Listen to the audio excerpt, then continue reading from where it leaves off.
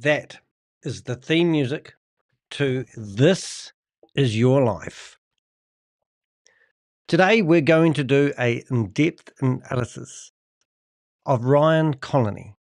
This is his life. Recently it has come to light that he is living in Bali. He's asked someone for a loan of $1,000. They have declined. They haven't given him $1,000. He said, how unbelievable. He's just waiting for his money to come through from his new venture, BitHarvest. But unfortunately, if you haven't been following the stories of BitHarvest, you may not be aware that the state of California thought it would be a good idea, because they had nothing better to do with their time, was to put out a cease and desist order, alleging that if anybody was caught promoting this Ponzi scheme, they would be in just as much trouble as the creators or the people behind it. Does that not alarm you? That would alarm me. In today's video, we're going to do an in-depth analysis and the life story of Ryan Conley.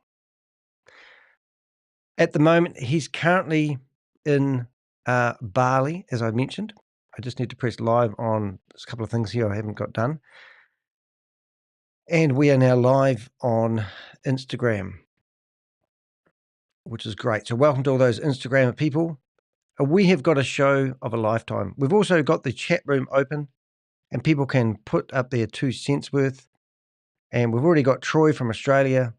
Good vibes. And for some reason that didn't do what it's meant to do, but that's okay. We'll go into another screen. So what I'm going to do, I'm going to go into a web browser and I'm going to give you a little bit of a background of Roy. Now, Roy actually has, if I go into another quick Windows session here, this is my browsers and this is my YouTube. And here I've actually listed all the YouTube channels that Ryan has actually had since 2016. Good morning, Admiral. That's me. Hello, Susie. Oh my goodness, look what's happened. Susie's got a big scrolling thing going on up there. That's a bit of a laugh. I might just see if I can fix that because that's going to annoy the hell out of me. She's certainly come in with big... Let's see if we can save that. Oh my goodness, now look what's happened. It's all turned to gobbledygoo. System, we have a problem. Let's just remove that and put that back and see what happens this time. Hey, something's not going right. Look at that. You've got question marks, special characters. Don't know what's going wrong there. We'll just add this one. Oh, systems are failing all over the place. That's a bit of a laugh. So I might just forget about those scrolly boxes. But hello, Trey. So this is actually Ryan Conley YouTube channels, and you can see that he's got a whole array of them. We've also found some other articles on him. I haven't done a deep dive, but the reason I'm doing this is I actually wanted to go through some of his YouTube channels and some of the things he's promoting. Now, I'm entrepreneurial, and recently I've just been invited to a global crime convention with 150 different delegates around the world.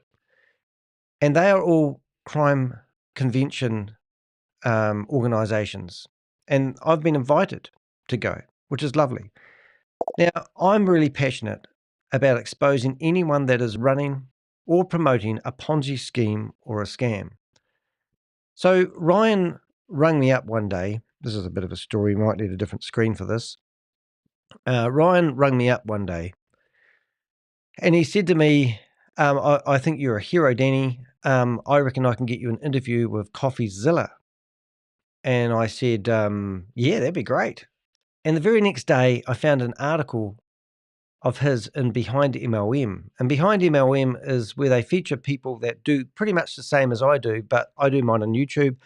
They have a blog, and they basically go after any Ponzi scheme or scam that's multi-level marketing. And over my time, I've realized that it's really all about me going after people that are promoting multi-level marketing. And I'll say it, and I'll be absolutely extremely clear. I don't care what you do with your money. I have rat's ass, don't care. Go burn it if you choose to. That's fine with me. But do not encourage people who know nothing about crypto and use crypto jargon and terminology that bamboozles people that they don't know the arse end of a computer, and then encourage them to invest in an opportunity where that you will receive a commission for doing so. And that is really what I'm a crusader for. Now, I've gone after scams for over 3 years, and I've had the privilege of being on the tail of people like Keith Williams, Kalpesh Patel, and you may not even know who they are.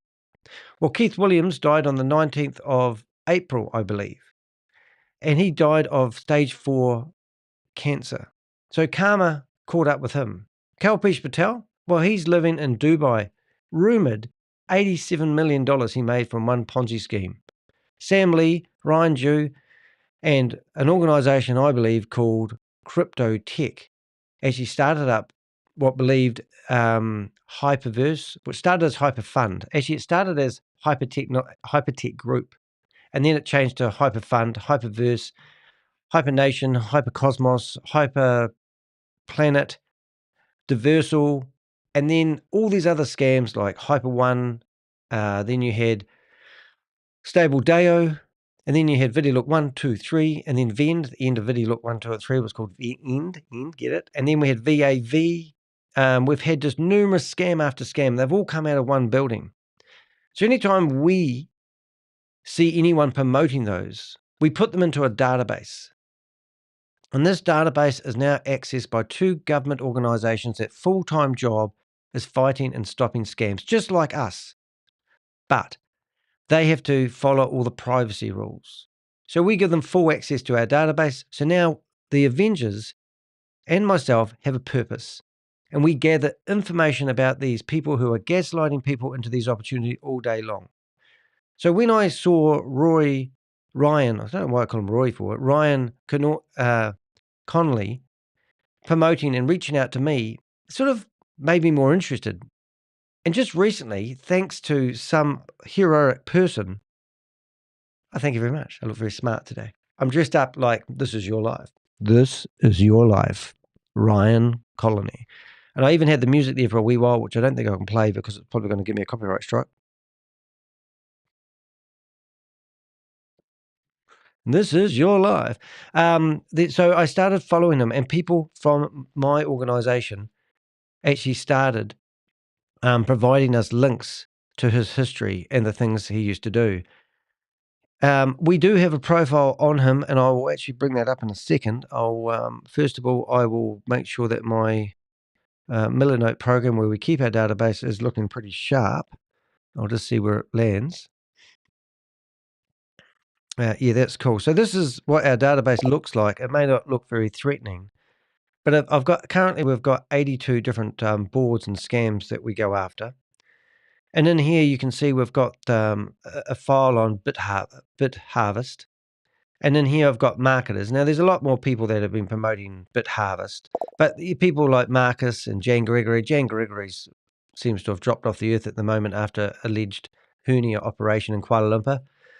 We had the Alberta security, but in here you can see, we've got images of Ryan, information. We've got condemning evidence, basically, of him being in the offices of BitHarvest with Jan Gregory. Jan Gregory's been fined $165,000 by the Alberta Security Commission, Canadian dollars that is, and the like. And it just goes on. And also we have a list of Americans that we see promoting these Ponzi schemes or scams.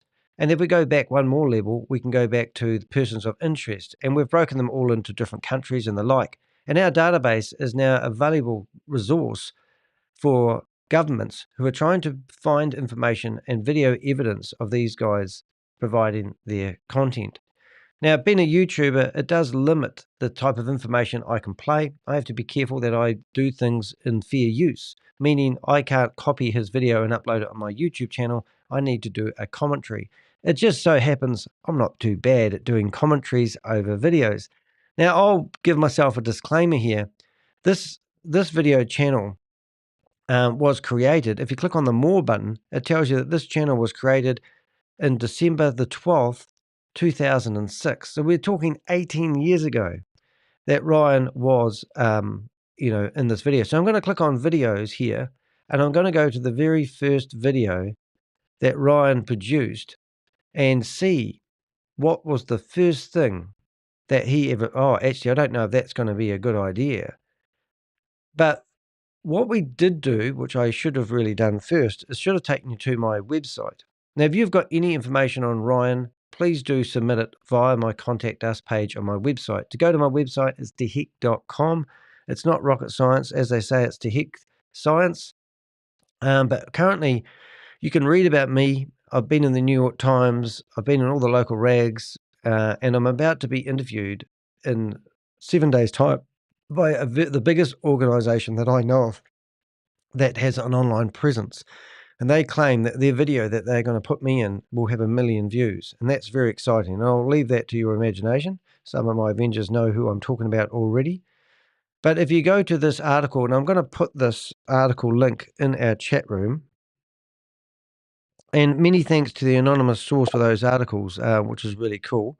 I'm just going to put this on there and see, boy, I have a real problem with the scrolling stuff at the moment, so I don't know what that is all about. I'm just going to have a quick ditched effort in fixing my scrolly rollies. I'm just going to bring up the scrolly rollies and see if I can actually get the text. I think we need a, there we go, save. Okay, we fixed the scrolly rolly problem. That's good. John Walsh, welcome to, has been in more scams than I've got hot dinners. One of the OG scammers, originals. He is, and that's exactly why we're actually doing. So welcome to the YouTube channel. Do make sure you subscribe if you're new here. I want to pester you for the rest of your life. But this is my blog, and this is the video that you're watching right now. So you can literally press play here, and you can obviously see that I'm live, which is quite exciting. Now, I've given this to Ryan and asked him to read this. I've given him all the YouTube channels that we're about to look at. I've also given him links to his website, to where he was terminated by Healy for sexual harassment, Tag Army and Behind MLM, and TronCase and Behind MLM. And also, so we've got all these links that we're about to show you are in this blog. We also go through every Ponzi scheme and scam that he's been promoting since 2016. We're also talking about BitHarvest, and just to give you a heads up, we actually literally help these organizations with information before they do these. This is a cease and refrain order from the state of California, and it mentions Jan Gregory in here. And this is a 4-page article telling us that what Ryan is promoting is a scam, sorry. And in here, you can actually read this article and you can see that we've done a great impact. Also in the YouTube channel that you're watching right now, I've used up all 5,000 characters and put it in the description. But I want to build an online fingerprint of this guy, where he's been for the last 18 years online. And here, literally, you can see all the different scams that he's been promoting. And Isogenics, is that the one? My computer. Isogenics. Isogenics. I think it's Isogenics was the first one that we saw him promoting. And you can go through here. I mean, look at these. All these Ponzi schemes. Now, they all have one thing in common. And the one thing they have in common is they all have a multi-level marketing component to them. That none of these, they're in here. I've gone through and I've asked what's actually happened to some of these. Now, some of these systems may not have fallen over yet. Is a multi-level marketing company that sells health and wellness products, including dietary supplements, weight loss shakes, and nutritional snacks. While it has a loyal customer base, Isogenics has faced criticism for its recruitment-focused compensation model. So every single one of these opportunities that he promotes, they would not survive if they didn't have multi-level marketing and a strong emphasis on recruitment. Now, in here, I've got some video here that I'm about to play, was actually the one that got me intrigued enough to do this video you're watching. It's even got me intrigued enough to put a suit on. Now, I'm going to reach out to Ryan and see whether he wants to come on live, and I'm going to give him a link. But while this is playing, I'm going to send through that link to him. Hello, everyone. My name is Ryan Conley, and I have been suffering for nearly 20 years with an early onset dementia. Now, I don't even believe that is true. I will be frank and I will pull that out because I believe he would have said that because he would have been promoting the products that he believes will benefit his illness. This is how low this guy will go. That I have full documentation from the Amen Clinic. Another day, another dollar. Hey everyone, hello, greetings from London. Hey, I've been wanting to shoot this video actually for quite some time now and talk to you about what it takes to be a cryptocurrency professional in the year 2017 moving into 2018. Now, there's a few key aspects that you're going to want to go ahead and keep in mind when you're doing this. So one of them is to be part of reputable companies. Another day, another dollar. I use my wife as a lab. I just want to throw a shout out to everyone that's interested in learning more about Buzz Tracker, where you actually get paid to share videos online, and that's more than what YouTube pays per view. And so, guys, we're actually completely changing the industry right now. So, anyways, guys, Nicole's up here. We're launching a gaming thing, a cryptocurrency thing right now. You can join for as little as $7. Can you give us a few minutes? I'll be right there. Is that cool? Okay, thanks, bud. Okay, so this thing, TronCase, I'm the manager for USA in this thing here. You're at the bottom of the pyramids that we love so much. MLM Global is interesting because there's a whole bunch of money coming into this. The way they have this Ponzi set up is it basically makes it impossible to shut it down. You're at the bottom of the pyramids that we love so much. But here's the situation is I have not put my name on any cryptocurrency deals now for probably close to a year. New other than Carrot Bars, the gold-backed cryptocurrency. Here's what the deal is. There is interesting because there's a whole bunch of money. And this coin does over, I think it's 80,000 transactions per second. Yeah, which is, if you look at it, I believe MasterCard does something like 25,000 transactions per second. And so you look at Bitcoin, Ethereum, I have been looking for an opportunity. Now, the sound's a bit poor on that one, but you're sort of getting the gist of what we're watching here at the moment. And this is somebody called Tap Gravity, and thank you very much. He's only got 81 subscribers. You will find the link to this video in the description of my blog if you want to go away and like his channel. It'd be great. I've just put a come join us on the show link in the chat box, and that's there not for anyone else other than Ryan. So you're more than welcome to pop on stage, Ryan, if you are watching this live right now. And I'd love to have your right of reply to some of the information that we're about to present on This Is Your Life. And just in case you missed it, let's do it just one more time. Let's see, and let's play some of that music. This is your life. Right. Do you like that? I thought I did quite well. Right, so let's go back to that video, which I think was that one there, and let's carry on. Need to launch a new cryptocurrency, but it had to have meaning. And I thought I'd do a quick video real fast about monetization. And I know I keep bringing up this word over and over about, how big the monetization movement's going to be. But let's put it this way. With ViewTracker, you have the opportunity to go ahead, not only just monetize your people, but you have the opportunity to go ahead and monetize your videos, your music videos, all of the videos out there. Everyone, this is Ryan Conley, residual Bitcoin miner, coming to you with a quick update on Clubcoin and the launch of Clubcoin and what is happening come February 1st. There's some really important updates that you guys have to know about this right now, because if you haven't noticed yet, first of all, Clubcoin has been at the top traded of all alt currencies in our first week. The number one traded current altcoin in all of the altcoin exchange trading on Bitcoin. And how did that pan out? Treks. So that's something to pay attention to. We launched Clubcoin at 5 cents. It's now trading at about 20 cents. That is a 4 times increase right there to 20 cents, which is beautiful. Now, the way that he said we launched, it would make you think that he was part of the company, but he's not. And some of the accusations that we're about to look at are quite strong. How somehow $50,000 went missing from Healy, and he was kicked out of the organization for sexual harassment. And not only that, they put all the screenshots of the conversation he was having with the person that obviously complained and managed to get him kicked out, even though this scam company was owed $50,000 by him. They still kicked him out, showed their loyalties. beautiful, and we really feel that Clubcoin is going to continue to go up just because of the infrastructure that we have in place. But here's something that you must be aware of. This is Ryan Conley, residual Bitcoin miner, and I'm coming to you guys today to talk about, if you look at this, I'm going to do a little analogy here. Computers in Microsoft. Microsoft is to computers as BitClub Network is to Bitcoin. About this as the Microsoft Windows.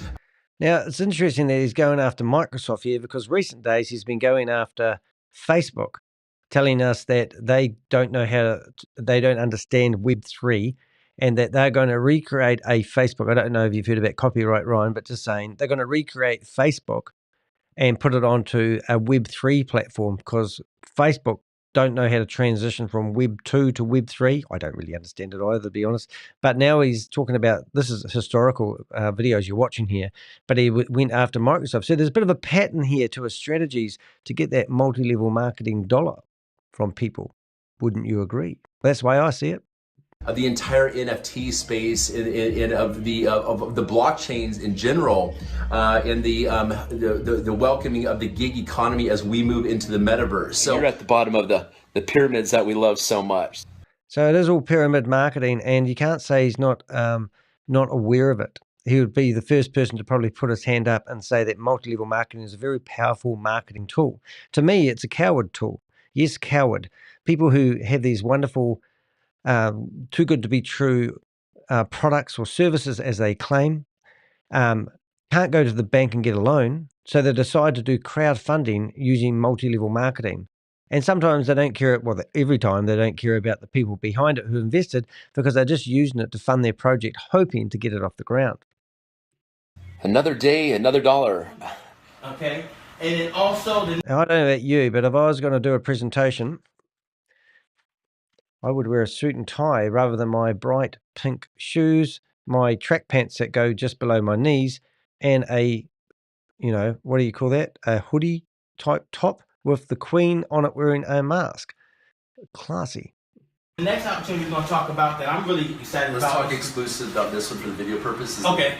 So, with no further ado, what I want to do is share with you guys or introduce you guys to, I just say he's the guru of FutureNet. Okay, here on the US, he's the guru, he's the man. He's actually going to be taking over this territory, and he's actually going to be flying out to Poland this weekend with the CEOs of FutureNet to talk. Alrighty, so they mentioned FutureNet here. So did I have FutureNet on my list? FutureNet, FutureNet, FutureNet, FutureNet, FutureNet, FutureNet. There it is. There we go. So this is what FutureNet was all about. FutureNet was a social media and networking platform that promised users income opportunities through ad revenue sharing and cryptocurrency investments.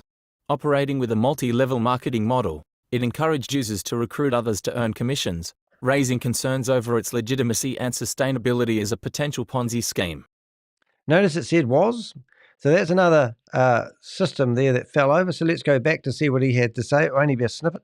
Talk about how to expand it here in the US. So with no further ado, I want to introduce you to you, my guy Ryan, and you take it from there. And the guy talking to him, I think I've seen him before. I'm sure other people have as too. So remember, we're not just playing videos here, kids. We're actually on a fact-finding mission. So if you have any information of anyone standing in these here, please give me their names and we'll put them in the database, and then the Avengers will go after them and find as much about them as we can, because this criminal network isn't as big as it seems. We're finding it's getting smaller every day.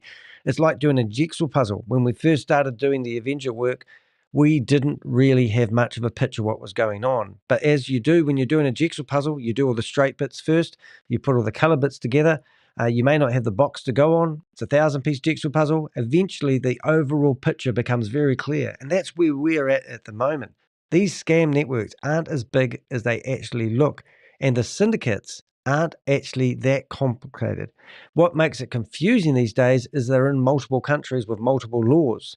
And there's an organization called J5. Now, J5 has authorization in Australia, UK, the Netherlands, Canada, and America. And if any of these criminals that we see in these videos are doing crimes in any one of those 5 countries, and it's going to affect their economy, then we can get action. Other than that, everyone hides behind their own country's set of laws or the states that they're in, which makes it very complicated. Just recently, when BitHarvest has had their computers seized, Did you notice that the company said they were seized by Hong Kong officials and American authorities? So there's Hong Kong and America working together to take out their servers, which is fantastic news. So the state of Texas put out an 18-page warning about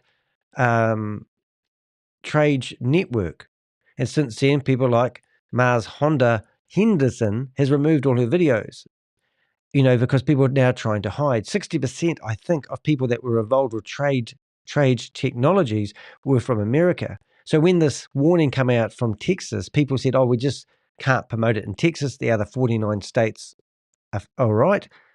And then all of a sudden the company wrote out a letter basically saying it's moving to Hong Kong, which is a load of rubbish.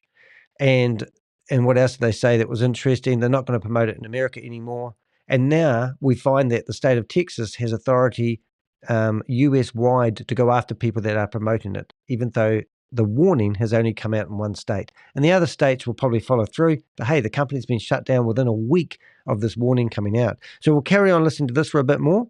Hey guys, I just want to say thank you for coming this morning and meeting with me, us here all together. And this is really special because I've been involved in Fusion now for over 11 months. I've made over $120,000 just getting it started. So he just said he paid over $120,000 to help get this thing started.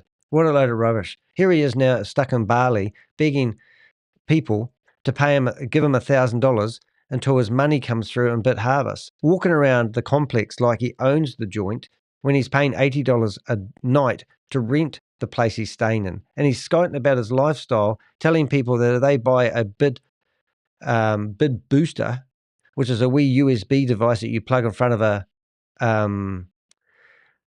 mining computer, that it's going to generate 10%. Well, they've got 10 of them that plug in front of a computer. It's going to generate mining income that's going to give people generational wealth. But so far, he hasn't made any money out of it. So he's asking someone to spot him some money before it happened, because he hasn't received a paycheck yet. And since then, we've had that cease and desist order from the state of California. And Jan Gregory theoretically had a hernia operation a month ago, and we hadn't seen him from day dot now. We haven't seen him for a month. We're just passing 1 million members right now. So 1 million members were part of this this scam that he's talking about here.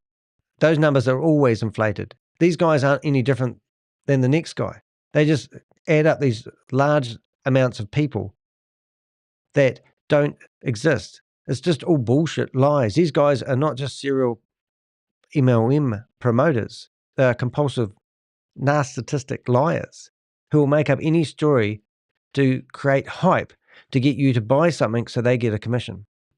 And what FutureNet is it's the world's first uncensored and encrypted social media network that pays the free user in Bitcoin or gold every 15 minutes, okay?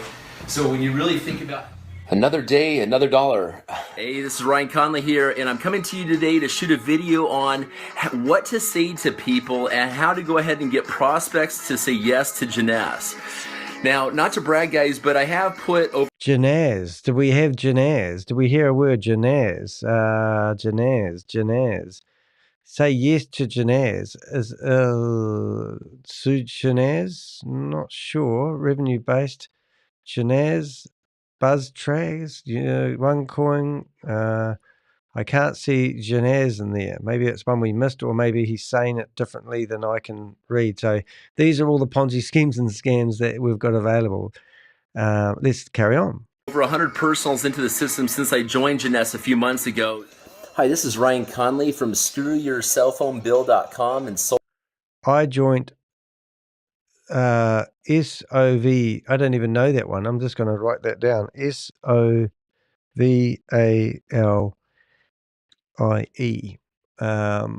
And I'm going to have a wee look at that on another computer while this plays and see whether I can get a little bit more info.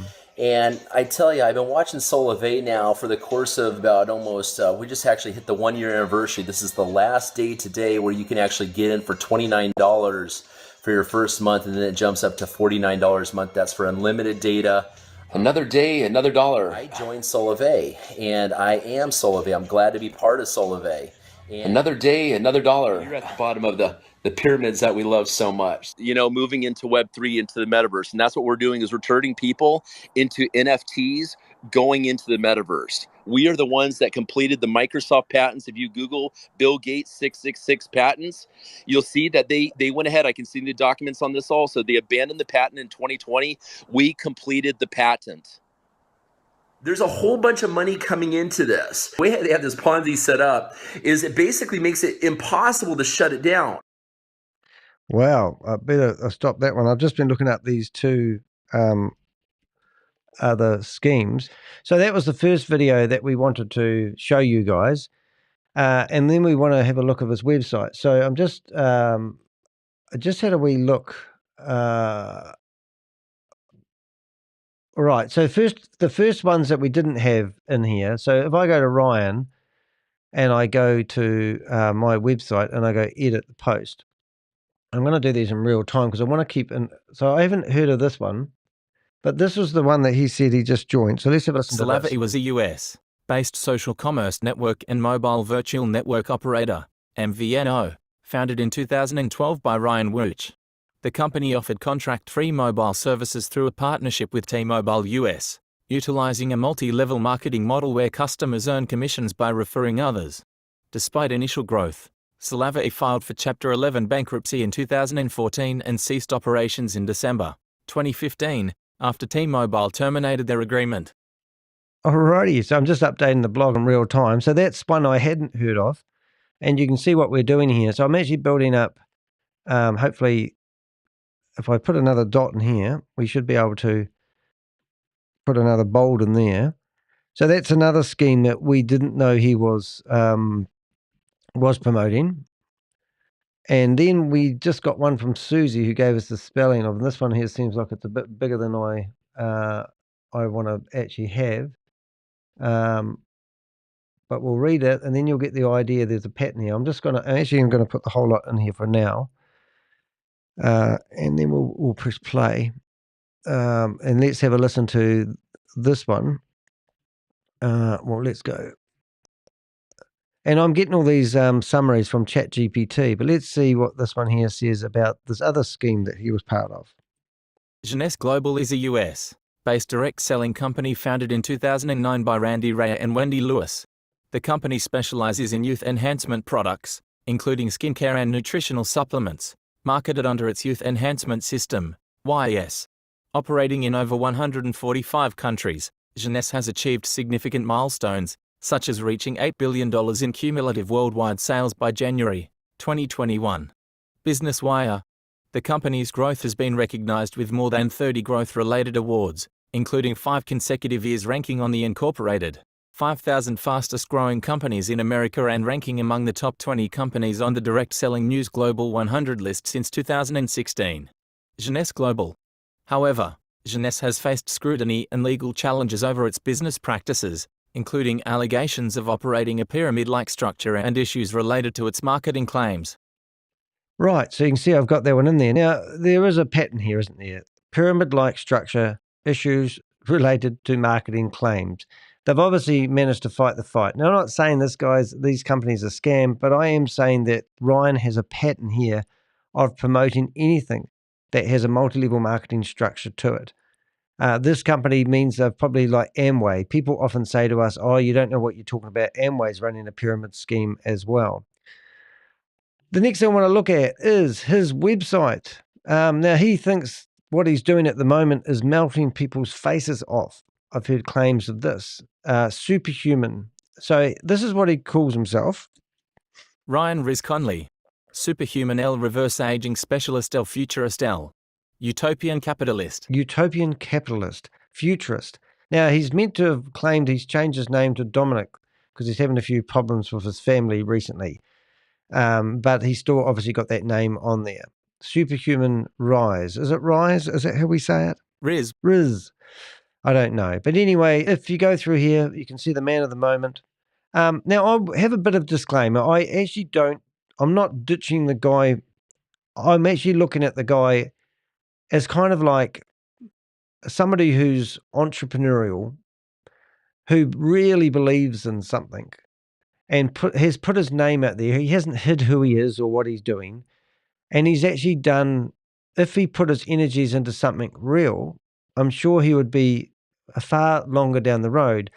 But it would be fair to say, in my opinion, that this guy has put his energies into the wrong thing. He believes the blockchain, Web3, is going to change the world, and he wants to be one of the grassroots people. But he's like me. He's on the bones of his ass. So he's hoping that people are going to snap him up, and he's going to be put on a pedestal and proven right for his fight to be a futurist. But the reality is, what carnage has he actually caused by what he's doing? How many people have listened to his investment strategies and actually lost money to what he's claiming is the next best thing? And that's where it really alarms me. Begin your superhuman journey today. So in here, he's got technology claims where flying people, flying cars, he wants to be an Elon Musk. And you got to give it to him. He's kind of out there. He's a futurist, but he's also a broke futurist, which we're going to watch some of these videos. So just some of the dirt that we've got on him at the moment. I mean, this was provided allegedly, as Rob would say, this isn't us saying this. This is an article which you'll find in the notes of my blog. Ryan Conley, terminated by Healy for sexual harassment. So that's what they said. Ryan Conley, who has a long history of promoting MLM, has seemingly pushed his luck too far this time in his recent association with Healy and has been terminated for alleged sexual harassment of Healy staff and a reputed shortfall of $50,000 that Healy say they are owed. Helpfully, Ryan has shared his outrage about this termination with his long-suffering followers. Yeah, long-suffering followers. So is it not $50? Just read that as $50. It's actually $50,000. And here's the comments. And these links, you can go and do your own investigation. But hey, what the heck? Let's read some of these and see what they say. Healy's statement regarding the termination of Ryan Conley. Mr. Conley was recently terminated as a Healy member due to various violations of the rules of conduct and after several opportunities to bring his conduct into compliance. Mr. Conley has also been credibly accused of sexual harassment of Healy staff and fellow Healy members and clients. Healy has a zero-tolerance policy for sexual harassment, especially of the sort that Mr. Conley is accused of perpetrating. Healy respects the rights of victims of sexual harassment and as such will not publicly out victims of Mr. Conley in an effort to contradict Mr. Conley's continued misrepresentation of the circumstances surrounding the termination. Suffice to say, that a Google search of Ryan Conley MLM speaks for itself as to the character of Mr. Conley. Must do that. Mr. Conley was previously terminated by Healy and reinstated pursuant to a reinstatement agreement signed by Mr. Conley in consultation with his counsel. In violation of that agreement, Mr. Conley has recently made public statements indicating that he is owed certain sums of money and disparaging Healy through other false statements. These statements are patently false. In fact, Mr. Conley currently owes Healy in excess of $50,000. Healy stands behind its leaders and sales force and its credibility and seeks always to protect the reputation of its members and the Healy brand. Actions. Now, what have we got here? So we've got, I'll just read the last two paragraphs. Actions to terminate Mr. Conley were not taken lightly. If you are being harassed by Mr. Conley on any platform, please report him to that platform. Let's hope that Healy follow through with its claims for the $50,000 owed, and that Healy staff report him for the alleged sexual harassment. It couldn't happen to a nicer guy. Yeah, so we're in the process. Don't ask me how, and I'm not going to say, but we're in the process of actually being one of the privileged people that actually may get our hands on Ryan's criminal record, which would be quite interesting to read. Ryan has shared this conversation between himself and Healy on his Facebook page. The conversation makes clear that Ryan was also cross-promoting products with his Healy customers and that the $50,000 allegedly owed to Healy is in fact a fine imposed on Ryan for not upholding his legal contract.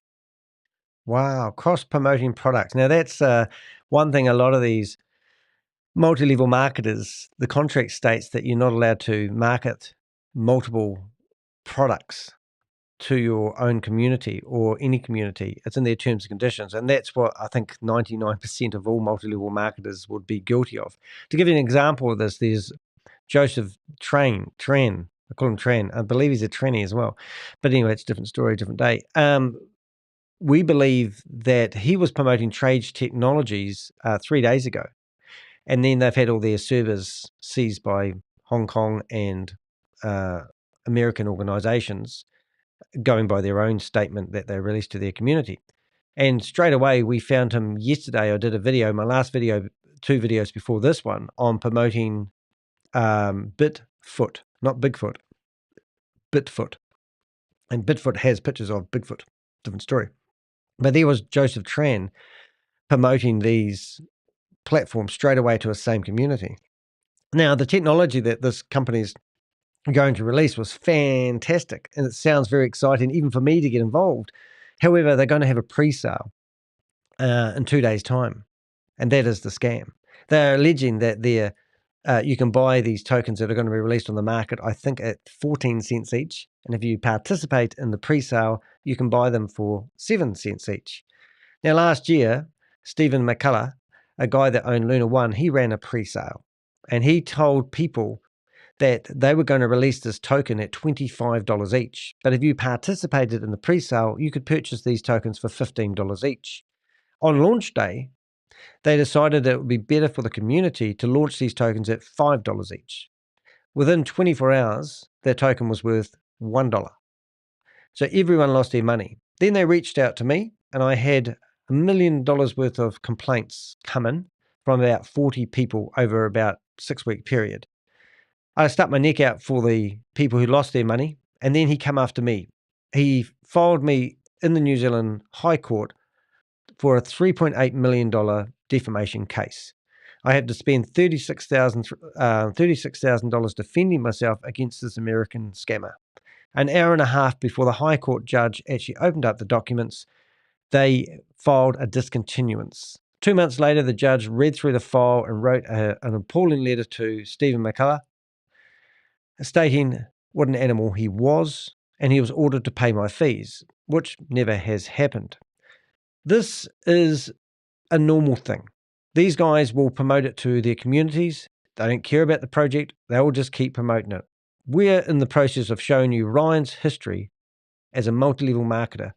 Every single project, excuse me if I'm wrong, has fallen over and never, ever eventuated as he said. How much money has he made? Well, doesn't sound like a hell of a lot, to be honest, because he's broke. He can't even pay his rent at the moment. But here's the correspondence that you can see from between Healy and Ryan in this claim. And as I said, the link to this is actually in the blog article on dehek.com. And you can do your own reading of it. You can even watch this very video within my blog. And I'm not going to read through this, but what I am actually doing right now is actually screen recording. In case this article that we're looking at disappears one day, I am currently streaming on 8 different platforms.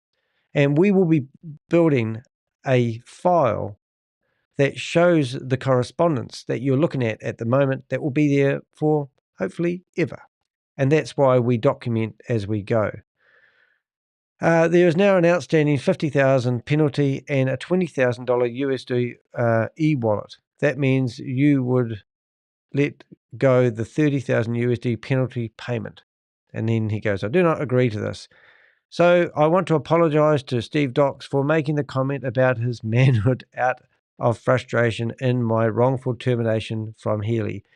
So everyone's a victim. And I was on live this morning, I was talking about Mars Honda Henderson, who has said because I gave out her home address, that I were going to send people around there to do harm to her. She has tried to make out she is a victim. I told people to go around to her house if they want their money returned. These people that promote these multi-level marketing opportunities need to be made accountable.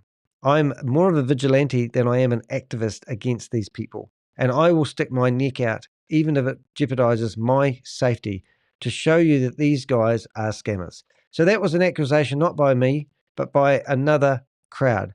Now, this website is Oz. Now, a lot of people don't like Oz because Oz continuously publishes information about Ponzi schemes and scams. And he calls everything a scam. Well, of course he does, because that's what he's doing. He's got a website where he writes articles about every opportunity that comes out, that he gets tipped off about. He will write an article about it. The reason he does this is because there's so many scams out there, you need to do the basics. And every single scam that I've read on here, I'm fully endorse everything he says. If you can support Oz behind MLM, if you for $10 a month, you can help support him. He's been doing this since I don't even know. I think way back 2010, I remember seeing articles come out.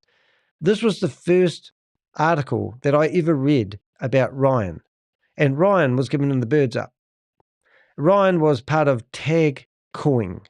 And I asked him about this because, first of all, he rang me, told me that he could get me an interview with CoffeeZilla, and he told me that he was friends with Stephen, CoffeeZilla. And eventually I did talk to CoffeeZilla because it was at the time when I was going through my lawsuit. And I thought, well, this guy's well connected. But the very next day, so this was exactly right, January the 17th was when Ryan rang me, and this article was published on the 18th of January. So what happened to TAG Coin? TAG Coin, TAG Coin, TAG Coin, TAG Coin, Dash Coin, Live, One Coin, oh my God, TAG Coin. Did we not get TAG Coin? I think we did have TAG. Tag.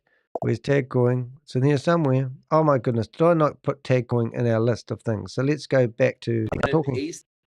TAG Coin, TAG Army.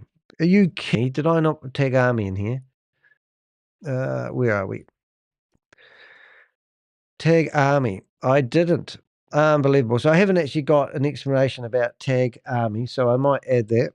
Who is TAG Army? It just goes on and on and on. And I'm going to read about TAG Army and what that TAG Army was. Right, TAG Army. Here we go.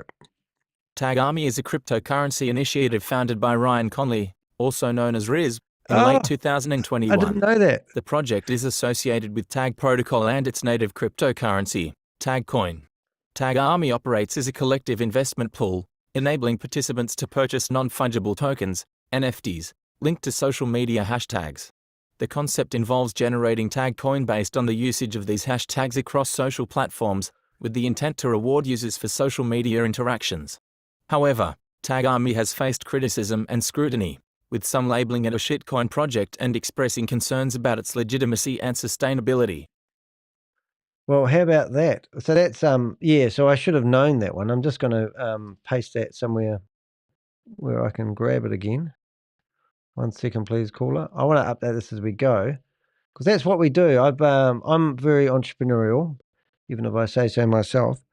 But the honest truth is, I believe if you can do a job in 2 minutes, you do it straight away, and that's how I get how productive I am. So TAG Army was that, and that. Whoops, not that one. That one. And oh my goodness, I'm all over the place with the mouse today. Let's go there. And that's another one. And I'll put a full stop at the end of that. We may have mentioned that one.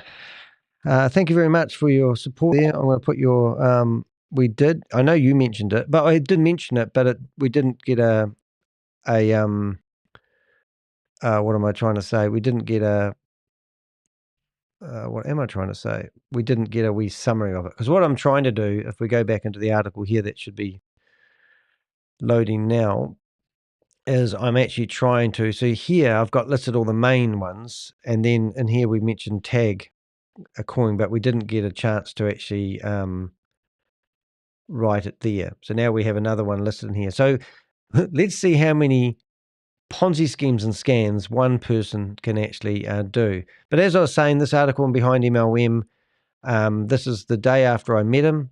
I don't know who his girlfriend is at the time or was. I don't know if that's his partner, his wife. I know he's got children. But, you know, we've got, you know, there's BitClub Network, the DOJ arrested Bitcoin Club network owner. A $720 million scheme. Listen to that. So this is the schemes that he's been promoting. The Dodge arrested BitClub Network's owners in 2019, confirming it was a $722 million Ponzi scheme. Right, and then look at the other ones that we've got here as The well. last Ponzi run behind MLM tracked Conley in was TronCase. Today Conley is promoting the various TAG schemes, alongside Hyperverse, and who knows what else. The MLM side of TAG Army will see Conley pay 10% on funds invested by personally recruited affiliates, Level 1. Level 2, affiliates recruited by personally recruited affiliates, also pays 10%. Well, and look, here's Ryze actually writing to Oz. So this is his attitude. Let's just listen to this response. I'm sure this will be classic, but this is the type of person Ryze is. This response has the intent to clarify and share full information so your article can be more accurate as well as more fair with the truth. My involvement with crypto for the past 10 years has been as a leader, not a creator of these network marketing companies you mention. As you may notice, even when they have fallen apart. So I don't know. Mars Honda was claiming that she was a leader. What is it with these leaders? So if you're a leader, can you promote a Ponzi scheme or a scam to somebody? Is that your job? As you may notice, even when they have fallen apart, I was there through the whole process for my team. I never ran away, and that's because from my side I always had the best intentions, and if they collapsed, it wasn't because of me. I am a believer that it is important to have freedom of speech, and that's why I appreciate you as a writer, and let's make sure that we share complete informations. I always have been an open person to talk and clarify things with every single person, so please feel free to contact me as well as get more educated about TAG Protocol. So here we are. Listen to that. If they collapse, it wasn't because of me.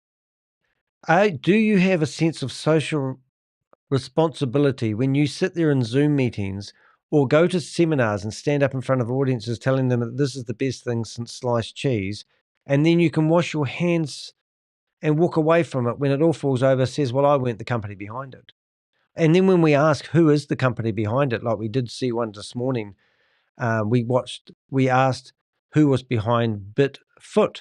If you go to bitfoot.com, you'll find an organization that claims they have 140 programmers who have been in the blockchain industry for the last 10 years. They're based in Prague, but they don't want to tell the name of the company that's behind it all because they want to remain decentralized. And they want to be a decentralized autonomous organization where it's owned by the members. So then how stupid are companies like the state of Wyoming that allow people to create these DAOs, decentralized autonomous organizations, which are controlled by the people and smart contracts? We got told by Get Fit Mining, Lynette, their token was on the market at $102. I don't even know what it is. I have to stop and have a look. But last time we looked yesterday, their token had dropped down from 19 cents right down to $13. And she was claiming this will help stabilize her token. So we just have to go to DS. So I started tracking this about 10 or 11 days ago. Now, this is a decentralized autonomous network that claims that they don't have to do anything and it's out of their control. And Lynette said that she sits there and watches the smart contracts and does that part of her job. I don't know why she has to watch smart contracts. So we're back up to $19.63. It has actually gone up over the last 4 hours. And you can see now, I believe that this is bullshit. I believe that they will be pumping money into this, trying to get it to stabilize because their token is worth nothing. But what I'm getting at here, guys, is these guys must have a sense of social responsibility or consequences for their action. How can you sit here and tell somebody that this is the best opportunity in the world to invest in this token that's going to be released at $102 and then it drops down to $19 within days? And it will probably be at zero in a couple of weeks is my bet, but it's not right. In my journey, I have fought to help change the system because I don't like or believe in the system we have right now. Every year the technology gets more advanced and integrated with financial freedom knocking on the door. I, like millions of people, want to be part of this revolution taking place. I want to leave my reflection and encourage future articles to be more accurate and fair with my journey. I do not benefit when companies have fell apart. I also get hurt when these things happen. Well, I also get hurt when these things happen. Well, yes, and I do believe he's trying to generate himself a passive income. But for those who don't know, I was brought up in a religious cult. And I was told that the righteous were going to inherit the earth. And all the people that weren't Jehovah's Witnesses would be destroyed at Armageddon. And it would take 1,000 years for us to clean up all the bodies and the dead bones and get the world back into a paradise state. That's what I was told. So I stayed faithful to that religion out of fear that God was going to destroy me at Armageddon. And then they kept selling me this paradise earth where I was going to live forever. This hope of passive income. Get off your fucking ass and get a real job. Yes, I'm entrepreneurial. I sell products. I sell products that I get from AliExpress. And I sell them to people in New Zealand. I don't make a hell of a lot of money. In fact, I don't make quite enough money as I would like. But I'm still using online technology. I have 5 dropshipping websites. I add products into them on a daily basis. I correspond with customers as best I can. And that's how I make my living. I also do a little bit of web hosting for people.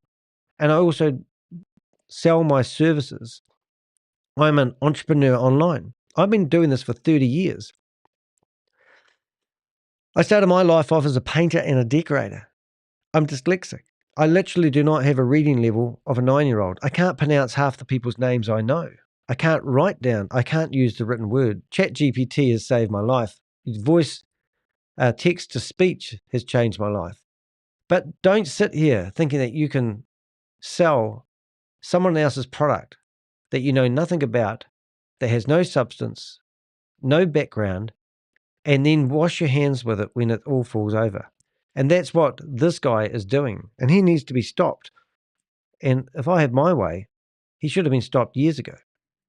I never give up though, because I believe that sooner or later we are all going to experience a breakthrough with this evolving technology that frees the people from the failed fiat money systems. Global E.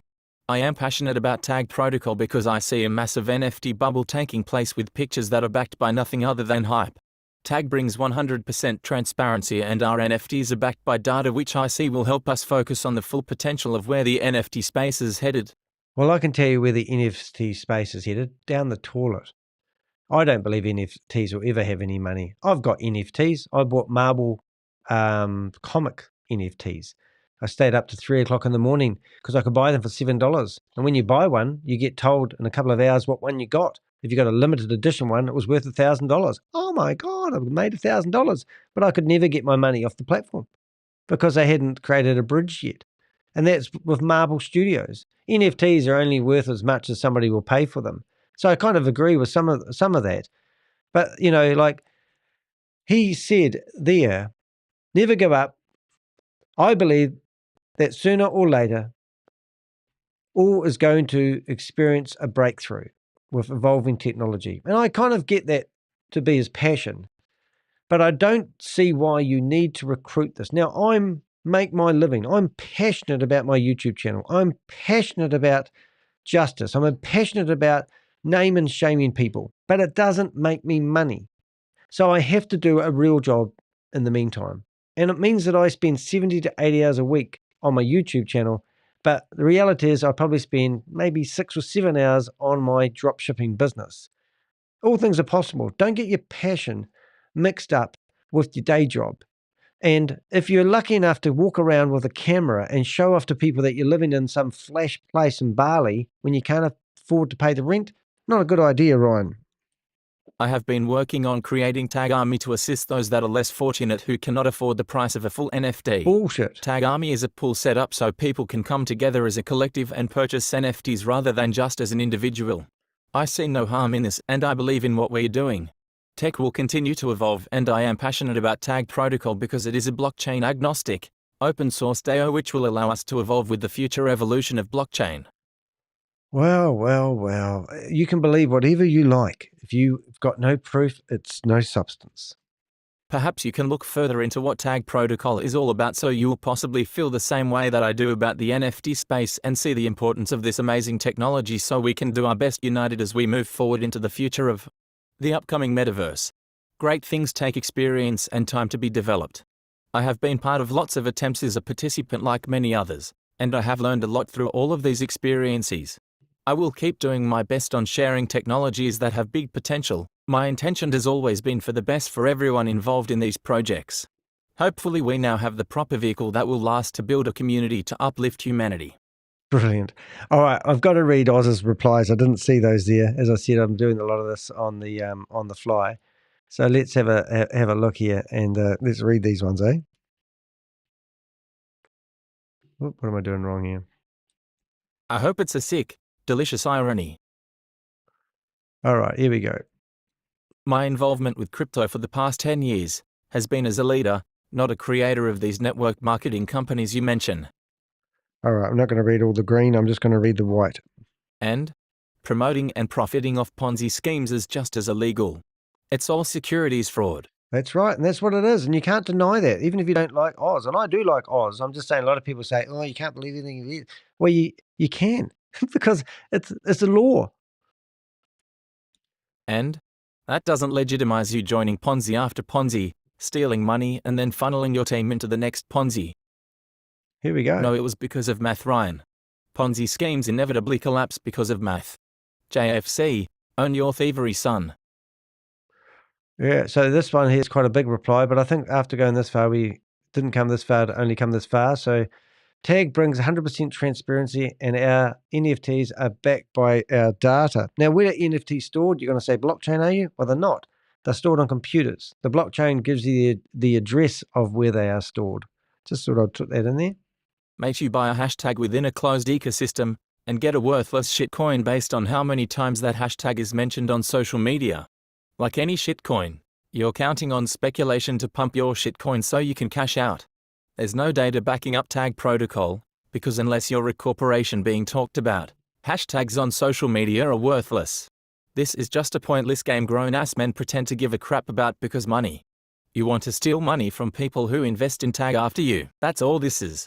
That's all it's ever been. That's all this is. That's all it's ever been. Sorry. The only people making money here are the scammers behind TAG. Selling dubious is the closed ecosystem rights to data they don't actually own. The mention of hashtags on social media. It's crazy. It is. That is, you're lowering the cost of entry into your shitcoin scam because recruitment at full price has collapsed. That's right. I know what it is. And every time I have to dig into one of these stupid crypto bro schemes because of behind MLM, I'm left all the dumber for it. Buying shitcoin hashtags and hoping number goes up so you can cash out, uplifting humanity. The wank is strong with this one. Yeah, so that was the first article I read about Ryan. The second article was another article about TronCase that he was promoting. I'm not going to go into that one, but I think you get the idea that behind MLM has had a good go of Ryan. But I will flip through here in case one day I need to have a look through this. And you can see numerous videos of Ryan recruiting people into the Ponzi reboot. You know, Ryan, Conley, and friends start withdrawing. Sorry for your loss. You know, this is the pump and dump that these guys doing. And he's always alleged he's with a beautiful woman. We must have a look at his must have a look at his Instagram as well. Actually, I think we'll get a lot of that information.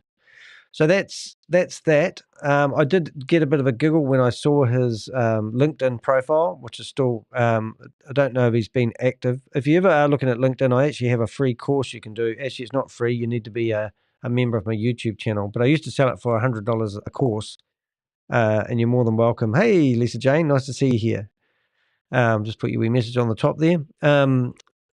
And this is actually where I actually got his statement on who he thinks he is. This is who he claims he is, not my words. Ryan Ryze Conley considers himself a utopian capitalist and futurist who focuses on new technologies. These technologies will have a positive impact on humanity. He has been involved in blockchain technology since Bitcoin was $200 and helped launch many cryptocurrency projects for over a decade. His longtime passion has been to unite social media with blockchain to create the best global communication system. He plans to make these new technologies accessible to the public via this communication system. Ryan also specialized in data utility-backed NFTs for 2 years, developing an efficient way to incorporate them into global communication. With this development, He was also able to strengthen the blockchain system associated with it. In 2023, he became associated with the world's first pure graphene battery, which inspired him to assist with the transition of toxic lithium batteries to a non-chemical solution. His vision with graphene technology is to help accelerate the adoption of human flying cars, enhance solar systems, the development of EV electrical vehicles. He is a father of 2 daughters and resides in the Pacific Northwest. Loves nature, travel, meditation, and personal development.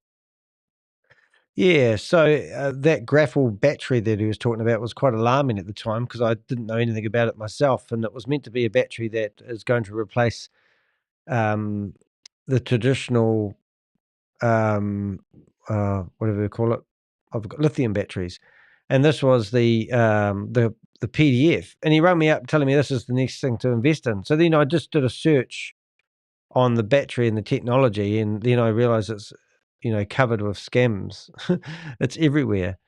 But this was the graphite battery PDF. This was the factories that they've got and the research they've got theoretically. No chemicals, no risk, no fires, no shipping restrictions, no toxic waste. Charge the battery from empty to full in 5 minutes. Normal, a car up to 600 miles, so 1,000, and it can power everything in the world. And it can be powered by solar power. Everything you ever want out of a battery, here it is. The life cycle, there's the battery, they're lightweight. All the military around the world are going to use these, and you can go to this and read all about it. And this is what he was peddling to me. So when he rang me up about a month ago, I said, "Oh, how's those batteries going?" Well, he goes, "What? And it's like they don't know about it. So it just goes on and on and on. But that was his LinkedIn profile. And if you go to LinkedIn and click on activity, you can see that 6 days ago, he posted something or reacted on something. So that's how you see if any people. So just a word on advice here. If you were, how do I say, I'm just going to do something a bit funny, really. I'm going to get the article, the link to the video that we're doing right now. So what I'm getting at is if you, I'm just going to post this here. So he's been here 6 days ago. And if you are ever researching, I'm actually going to do a bit better than that. I think I can do better than that. If you are researching, actually what I need to do is I need to actually go to the blog and I need to share that. So where we're going back to LinkedIn, instead of doing that one, we will do this one. And that should pick up. It didn't actually. I'll take it back. It's a bit of a pain. Let's see if that works. So what I'm getting at, that's better. And I'll just go grab the start of this blog. And the blog is, this is your life. And with a bit of luck,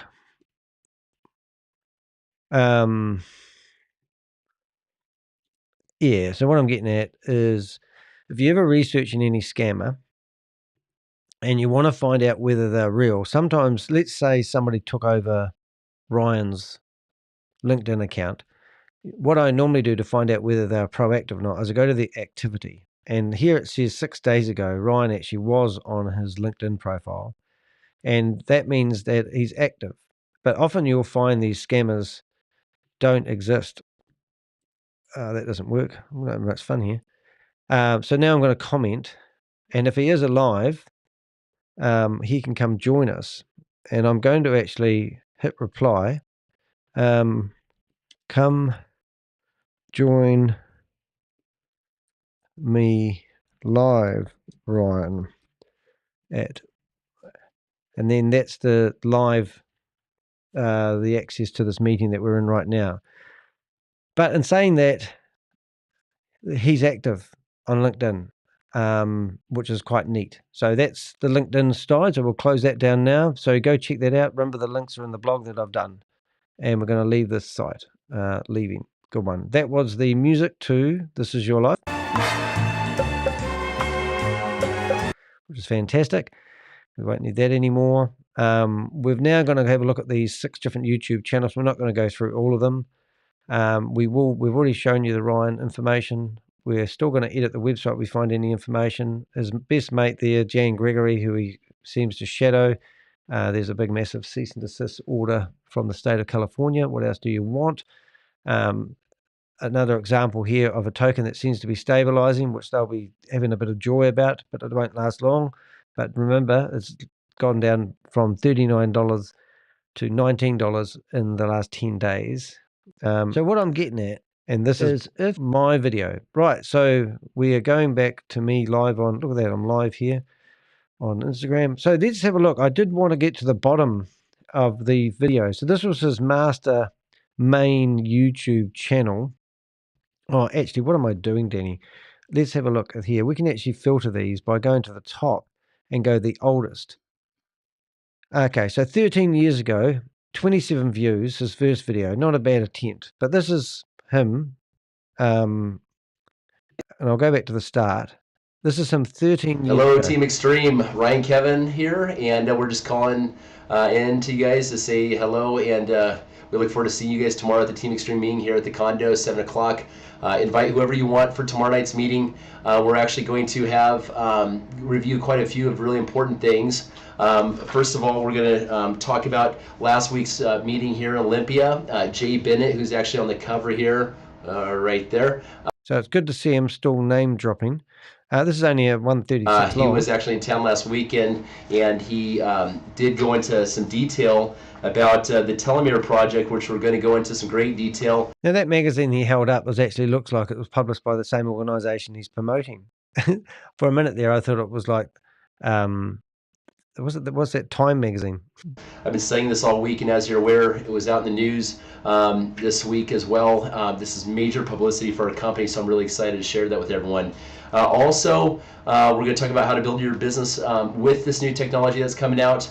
I myself and Kevin and a few other people on the team, we've already enrolled for the new product B that's come out to go ahead and we're going to live long lives here. So a few things. We do have some new stuff we're going to have for sale just for at cost. We've got hats. I ordered a whole bunch of hats for everyone. They're pretty sweet.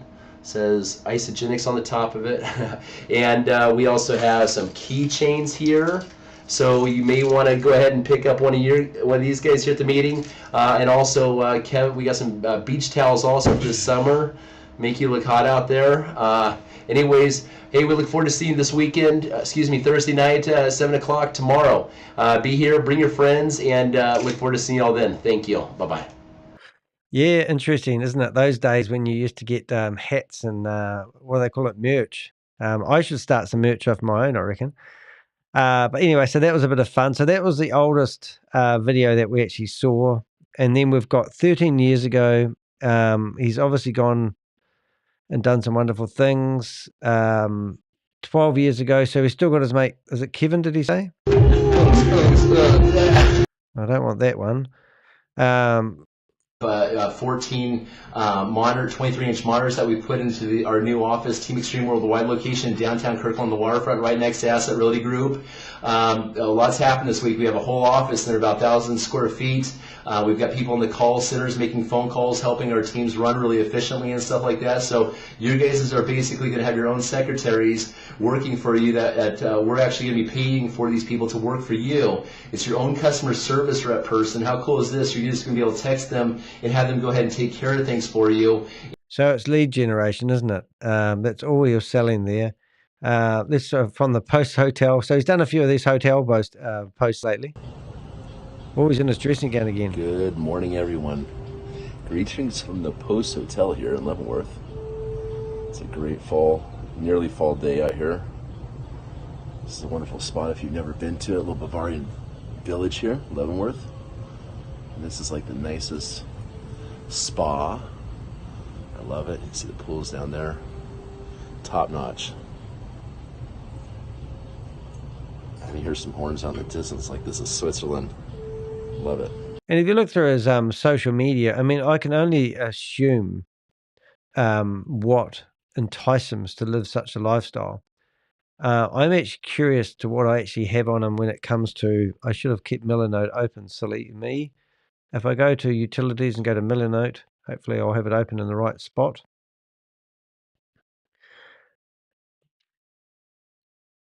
All sorted. Yes, Rob's just texted me. I think I do. And if you look at his Instagram, some of the things that Ryan has done, it's no longer available. Funny. So that's funny. So he claims that Facebook and Instagram are after him at the moment, just like Microsoft runs the group.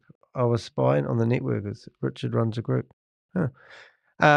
His Facebook account is back. His 23-year-old, what he calls supermodel, which I don't know is actually a supermodel. But just this is what he's pinned to the top. He actually asked this human AI, what they think Web3 is going to be. And this is his big moment where the AI answer is going to be the future of the world, which endorses everything he does, he reckons.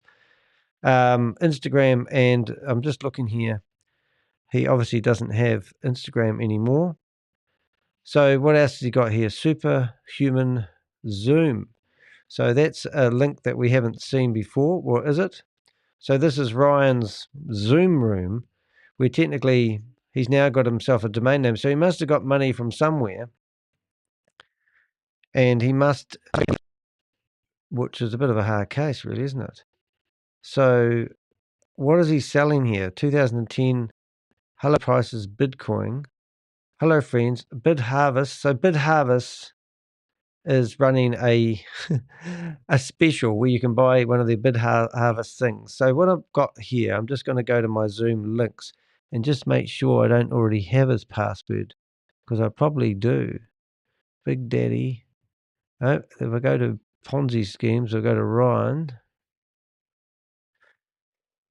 Ryan, there it is. Yeah, no, I do. I'm just curious to see whether the link I have is exactly the same one as the link he has. So it is. So medium passcode. Wow, what would it be? Do you wonder? Wonder if it's his name. But you could play your hand and just go 1, 2, 3, 4, 5, 6, and let's go. No, maybe it's Ryan. Ryan. But we sit here and we figure out these guys' passwords sometimes, incorrect password. So we're not going to go there, but we'll go back to his Facebook page. But somewhere in here, you would think, BitHarvest Mining webinar today. Invite you to join and learn about the opportunity. Well, that will set you. Now has set me free financially. Now listen to the claim. How it has set me financially free. We're going to show you a video soon where he claims he needed to borrow $1,000 off one of his family members, and because he was waiting for his money to come through from BitHarvest. This is just 46 minutes ago. So why don't we ask him to join us? Join us, copy. Hey, Ryan, why don't you come and join us in this live that I'm doing called This Is Your Life? Here is the link for the studio. He's certainly, let's go paste that, and then we'll go Ryan.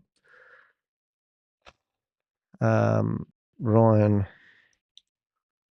I'll just go Ryan, get that out, and then I'm going to go 1, 2, 3, and we'll go back to the video that we have on him. We'll copy that. We'll go back to here. We're bound to get him on here in a minute. Well, I hope he's listening now. And if you are, Ryan, please do come on. We'd love to hear from you. And there's the link. And we go back to here because he's just posted that 47 minutes ago. And we'll do him a ring later on. But here he is. Why don't you come and join us on this? Hold on, I've said that wrong. Edit. Join us in This Is Your... Hold it. This is your life. That I'm doing. Oh, sorry. Why don't you come join us in This Is Your Life?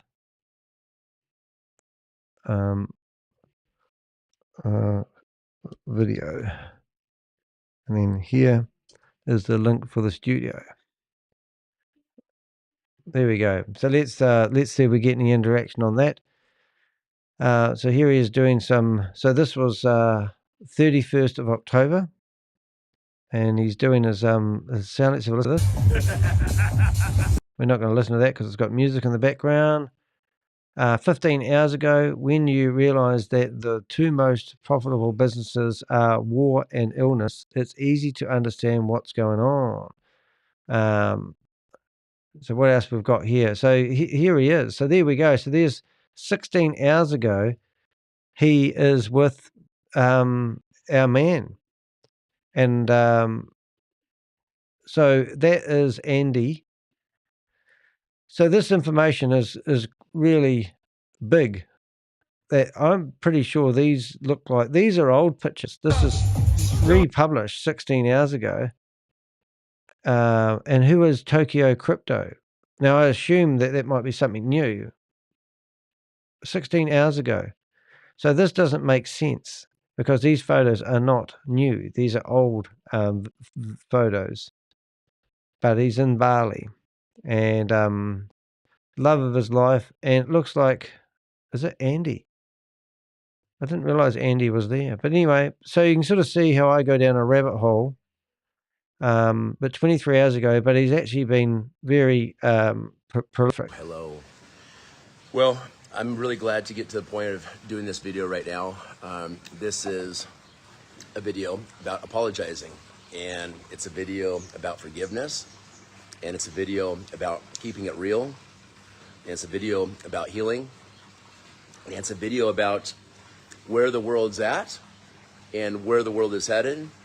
And it's a video about the importance of family, the importance of relationships, and also the importance of keeping the energy out there completely real.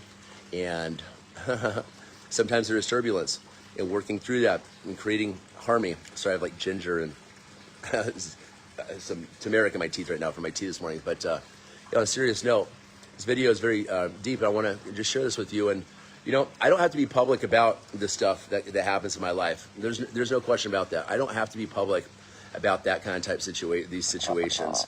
But there's a reason that I have been public about this, and it's not to air out my laundry out there whatsoever. It's more to show how real and authentic I am in this situation, and it's also beyond that is to help to relate with you all about like some of the instances that you guys have gone through in life, and you know what does it take to go ahead and progress and get through these things, because I think a lot of time, many instances of life, there's a lot of people that go through life and don't resolve issues. They hold grudges. And I want this, first of all, to be I want this to be a reminder that we shouldn't hold grudges. You guys, by the way, it stormed so hard last night. It was just nonstop. We haven't had a good rain here for quite some time. Anyways, the thing about it is I saw this rain taking place last night. I felt as the thunder and lightning was coming over our hut right here, our little place that we're at right now. I could feel that was a massive cleansing. It was almost like a meditation state that I was in, listening to that thunder and lightning last night. And I felt like a massive cleansing across the globe last night. I felt a massive cleansing and clearing taking place. It was almost seriously like the elements were speaking to me last night. And that was very, very awesome. It was just really divine. So that's why I'm led to do this video today. And you guys, the arguments that we have, the fights that we have with our family and friends out there, it's hurtful on so many levels for so many people. And sometimes I think, it's important for us to look at like where society is at. And that is the truth. The society that you live in obviously kind of dictates the life that, some of your life a little bit. But also that's not a case to go ahead and make excuses whatsoever. That's not a reason to go ahead and make any kinds of excuse at all. And I'm not trying to make light of the situation, and I'm not trying to be all dramatic. I think I have orange on my lips, so that's American stuff. So you guys, but at the same time, my intention with this video is to publicly apologize to my family. You guys know, for those who know me for a long time, I've always made family a priority. I've always been there for my daughters. I've always been there for my mom and dad. And I do love my family. I do love my family. I think that there's definitely been some things that I've been disappointed in, and I'm not trying to justify that whatsoever. and I'm sure I've let them down many, many times in my life also. But I've gone through a lot of pain with my family, and there's things I want to say here, but I'm not going to say. It's probably not best for this video. Those are some private things for me to resolve with my family and stuff like this. But you guys, after you guys watch this video today, think, maybe perhaps even do a meditation. Think on yourself, like, who do you think right now, like, who could you apologize? I want this video to be an inspiration also beyond what I'm discussing right now. Look, how many apologies can you give people in life? How many apologies do you think Ryan has given people when Ponzi schemes and scams that he's been promoting have fallen over? Do you think he's an expert at giving apologies? Maybe so. Hey, look, his Facebook page isn't hard to find. I'm going to put the link in the chat window. If you're watching this video live, go to it. Even on the video that you see right here, I'm actually going to go back into the edited version of the of this blog that I've got, and under the section here where it says, links, I'm going to put Facebook profile, and you can go and add yourself and listen to these what I call silly apologies, and make your own conclusion whether you want to believe these. And that's really what I'm doing there. So if I save that and update that, but we don't need to hang around there too much. It's nice that he might be seen as ways. Now, the reason why he really actually resonates with me quite a lot, I'll be honest, I've had a sister that was never baptized as a Jehovah's Witness, but she was an unbaptized public. She was the highest her rank ever got in the Jehovah's Witness church. When she got to the age of 11 years of age, my stepfather died by suicide, and it actually started her on a downward spiral. And she started doing all sorts of things, being naughty, sneaking out of bedroom windows, a lot of stuff typical teenage people did. And I even remember helping my brother nail her bedroom windows shut so she couldn't escape at nighttime and go off to Farmer John's, which was a Space Invader parlor, things that seem so trivial now. Her life, basically, she left school at the age of 16. She was the most educated person in the family at the time, even though Jehovah's Witnesses didn't encourage people to be educated. She could have gone to the moon and back. She started getting involved in prostitution. She went into drugs. She finished up being a heroin addict. She had 2 beautiful kids that no longer talk to me because they were brought up in the religion. They don't like the way that I speak out about religion. They don't like the way I'm transparent about telling people about the effects that these people had in my life. And my stepfather was 36 years of age when he died by suicide on the 3rd of December. My sister lived 20 years of drug abuse. She was, I can remember at least 50 suicide attempts that she had. She finished up hanging herself on the window ledge of a specialty hospital trying to help her with depression. She died at the age of 36 on the 3rd of December. She hung herself with her belt. I don't know why she had a belt when she's on 15-minute suicide watch. She did. And out of interest, 9 people in the last 2 years in the same complex did the same thing. Don't know why they didn't fix that. But anyway, what I'm saying is my sister is no longer with us. She was 2 years older than me. And this was, I'm 54, so she was 56. So if you work that out, it was 30 years ago. Is that right? Yeah. No, 20 years ago. I lost my sister, died by suicide. Anyway, what I'm getting at is the path that this guy seems to be on at the moment is one of self-sabotage, self-abuse. He may be giving himself penance. He may be seeing how far he can go. He seems like a bit of a loose cannon. He seems like he wants to do good, but he just can't help himself. He's probably thinks he's a crusader. Whatever he thinks he is, he may be, who may not be. I don't really know. I don't really need to care. But I don't care really. I don't have to care about him, but I do care about the effects he has on other people. My sister had a big effect on my life. My stepfather, he died when I was 9 years of age, had a massive effect on my life. My name is actually legally Danny de Hek, but I changed it by default. My actual name is Danny Charlesworth. My real father was an alcoholic. He died, he left our family when I was 2.5 years of age. He died at the age of 53. I am currently 54. I've outlived my father, my real father. My father sided with my sister a week before he died of lung cancer and wrote an email to me telling me that he's not my real father. I'm a bastard child. So blow after blow from family. My mother, who's 80 years of age at the moment, doesn't talk to me because she still believes in Jehovah. She said she loves Jehovah more than me. My mother actually said that she would rather I died by suicide and live with the hope of getting a resurrection on a paradise earth than actually having a relationship with me that doesn't mention anything about the Jehovah's Witness faith that she was in. My brother, who's 9 years older than me, who's only a half-brother, doesn't have anything to do with me, had a daughter who was part of the Jehovah's Witness organization, which I didn't see for 20 plus years, all grown up. She married a 45-year-old at the age of 25-year-old, caught him having an affair. She got kicked out of the religion. He didn't get kicked out of the religion. My niece lives 10 doors down from my brother, and he doesn't have anything to do with her because of the religion. So I'm a real crusader about the religion and the detrimental effects that religion had on my life and everyone else's life. 2 people in my family have died by suicide because of their beliefs in a greater power, greater source, greater whatever. They were painted a picture that they were going to live in a paradise earth. All the righteous were going to inherit the earth, and all the unrighteous people were going to be destroyed at Armageddon by the wrath of God.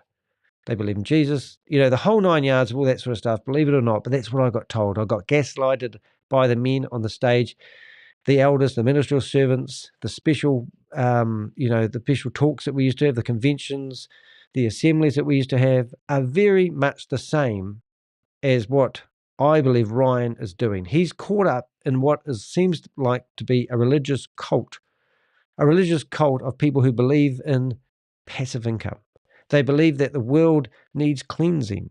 The world needs blockchain technology. The world needs Web3 to come in and save the world. What happened to being a better version of yourself? What happened to learning how to build relationships? What happened to trying to be closer to your family? I mean, we used to, when I was kids, to entertain ourselves, we used to go play soccer in the streets.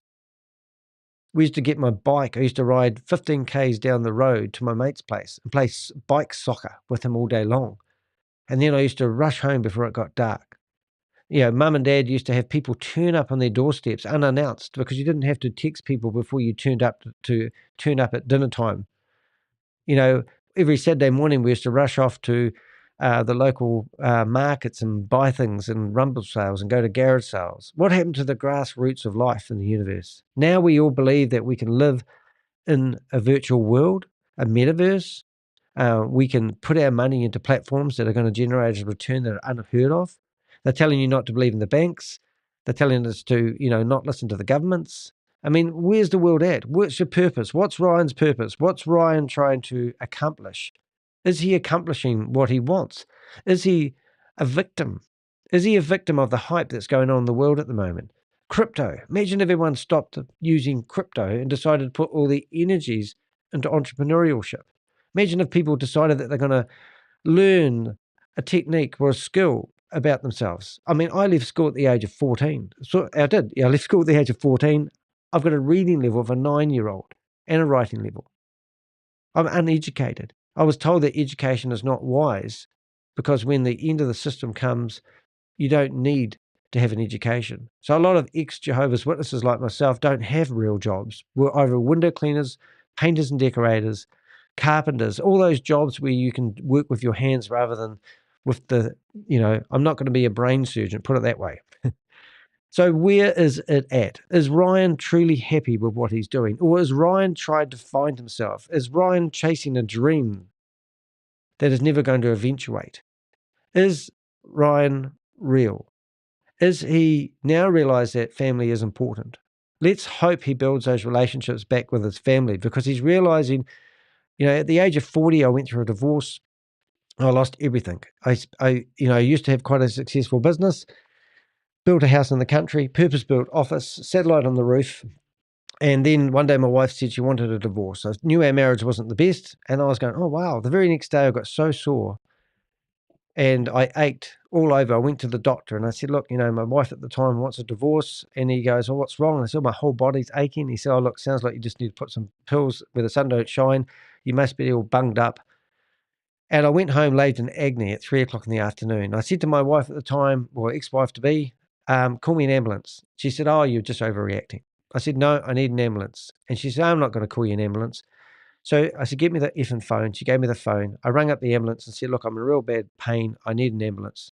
We used to live in a rural property, didn't even open the gate. She went and opened a bottle of bubbles and started ringing up her mother, Danny thinks he's dying. 10 hours later, I was on an operating table and my appendix burst. And 2 weeks later, I was still in a very bad way. I got infected and I nearly died. I remember once getting 200 mils of bad stuff sucked out of me on a CT machine.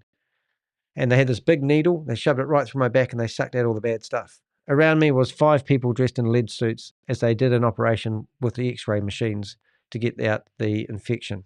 On the way back to the theater, back to my room, I went into shock. And I was shaking like a leaf and they were all holding me down. And they were trying to stabilize me. And I remember yelling out in a big loud voice, don't let me die because the bitch will get 930,000. They all cracked up. Said, don't worry, Mr. Hek, we're not going to let you die.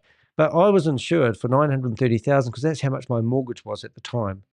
And the bank, the regulated industry, decided that they would put an insurance for my wife's welfare so that if I died, she would be mortgage free.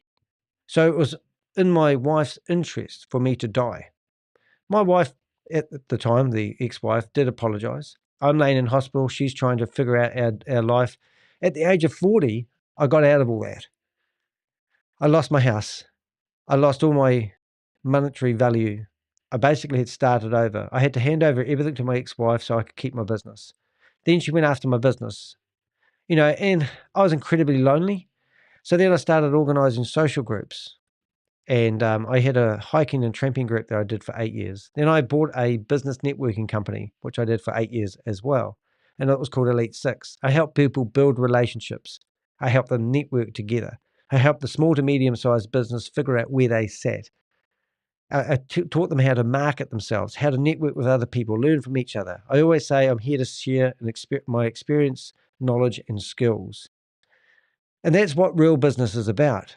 I believe it's been entrepreneurial. People used to turn up at my business networking events telling me they were working for Arbonne or Malinuka or Amway, and they were an independent sales consultant, hoping that I would buy their products. And the same people used to ring me up every day, and they would say, hey, how many people are going to be at your meeting? Instead of saying 20 or 30, I would say, just you and me. And they said, just you and me. I said, yeah. And they go, oh, we're not a place to market to. And I said, but if I like you and I understand your business and what you're all about, and you tell me, what you're trying to accomplish, I actually talk to 300 or 400 people a week. So it's not what you know, it's who you know. And I'm well networked. And that's how we're operating these scams that we go after at the moment. Because we are networking these guys together. We are building, I say we because it's not just me. I've got Avengers behind me who are gathering information, updating our database. And we're showing these government organizations that these criminals, these people are getting away with it. Ryan, nice guy. He's not really harming anybody. He's out there trying to find himself, but he's also out there trying to encourage people to believe in what he's doing. He's not asking them to simply believe. He's also asking for people to invest their USDT in the projects that he believes is going to change the world. And he's hoping that he can survive in his paradise of $80 a night accommodation in Bali when he's on the bones of his ass. He's hoping that each paycheck comes in is going to pay his rent so he can carry on his lifestyle. He's living and eating in the fine restaurants of Bali, which is quite cheap. If you were in Bali and you managed to get $200 a day coming in from any crypto opportunity, you can live like a king in Bali. $80 a night, you can get yourself a villa like he's living in. I don't know what the meals cost, but I can only assume that $20 or $30, whatever it is, you could live like a king and include all the drink as well. So it's quite amazing. But as I said, this was his Facebook page. I've put the link in the story, and you can see that in the last wee while, you can actually see. Now, I don't know why people do this, and maybe you do, but this is where Bitcoin is going at the moment. So why do you need to invest in any other platform when you could invest in Bitcoin? And this is all going to be about what do they call it? The bear something beer. The run, when it all takes off, I give up. You know what I mean? Like the bull run. So when the bull run happens, everyone's going to make money. And there was a guy, I think it's something, I've forgotten his name, might come to me when I say it, but you can see who's been swimming naked when the tide goes out. Warren Buffett, I think it is. So Warren Buffett said that. And this is what happened at the last bull run. And this is when Hyperverse was going great guns. Everything that they touched turned to gold. And as soon as the tide started going out with crypto, one guy was sitting in my driveway, bawling his eyes out, who wanted to die by suicide. And I asked him those questions. Are you contemplating taking your own life? And he said yes. He had just lost $3 million. He put $5 million in, lost $3 million within a week. He'd previously made $5 million, taken it all out, and then put it all back in, and then lost $3 million. And it wasn't even his money that he invested in initially. He was skiting about how well he knew crypto, and then he was sitting in my driveway, bawling his eyes out, telling me he didn't want to live anymore because he lost all his wealth. Don't get hooked up in this scheme. So you can see here, if you didn't know Ryan, you would think that he's living the good life. And the people, that looks a lot like Andy, but it's not, is it? No. But we learn a lot from Ryan, and we learn a lot from this type of person. And if I was to look at all photos of his, you can see that he's done some pretty amazing things. And he's been to some pretty amazing places.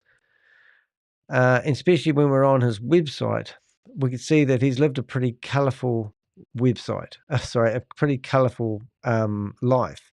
But there's enough incriminating evidence in there to actually say, is he doing things above board? Is promoting multi-level marketing opportunities a lifestyle that you would choose? Is this something that you would be proud of having tagged, to your name? And as I always say, he's a nice enough fella. So you can actually see that picture there that was posted months ago was just posted hours ago. And these are the photos. So he's reposted a post that he's had looking like it's recent. But anyway, have a look through his Facebook. Have a look through the history of the things that he's done and the people he's met, because he is a bit of a name dropper. There's no doubt that he's got strength that I don't have. I can see that he likes associating himself with people, influencers, and he might be just living his dream. But is it making him generational wealth? Is it making him an income where it's going to, what's he going to be doing at the age of 70 years of age? Is he going to be retired? Is he going to have his feet up? Or do you think Ryan's going to be still promoting these opportunities that sound too good to be true? And I'm guessing we're up to 12 months old now because there's Halloween, if I remember rightly. But glitz and glamour, look at some of the things, some of the places he's been. In some ways, I'm envious because I love to travel. Alrighty, so we aren't in his meeting. We can't get into, we might be able to get it. I have got the password for this one. Brilliant. So that's Ryan's Zoom meeting. So Ryan, if you're watching my live, go into your Zoom meeting. I obviously do have the password for this room, and I will be interested to know what that is when I get into that room. But in the meantime, I'm not going to finish there. We're going to go back and we're going to have a look at some of these YouTube channels. There was a couple of videos that really stood out when I looked through these. But remember, we went back to 5 years ago. So if we went to this video channel here, which is all in that blog I talked about, we can go to the oldest, and we can see he started over a year ago. 13 years ago. And we're just going to go through these and have a look at anything that might catch our eye that might be worth doing. I know that's his sister-in-law in the picture there because she says that. She was given a testimonial. I can see pictures of his children, which I'm sure he loves. But so far, the children don't want anything to do with him at the moment. That must be making him hurt. Like, is that Eric in the photos? Ooh, Eric? Don't know where you meant. Don't know how long ago. There's this is the really funny thing is we went through here last night doing a bit of prep work for this live that I'm doing, and we found a photo of Rob Busker. And Rob Busker in there gave his website address. We went into the Internet Archive and we managed to find Rob Busker's phone number, which is great because I haven't got that. But when we're going through a lot of these things here, my father's experience. So this is Ryan's father. Here's a guy that will no doubt love Ryan to the earth and back. And right now his father, by the sounds of what Ryan's saying, is struggling with where his son and his path that he has taken. But, you know, if you want to know about Ryan, by all means, go to this link, check out this this channel. He hasn't, you know, like I just VIP party tonight with the Bidrex crew. So there's one I don't even know anything about. Oops, here we go. Let's have a listen to that one. Hello everyone, Ryan Conley here, coming at you on my first little party over at the Brave Run.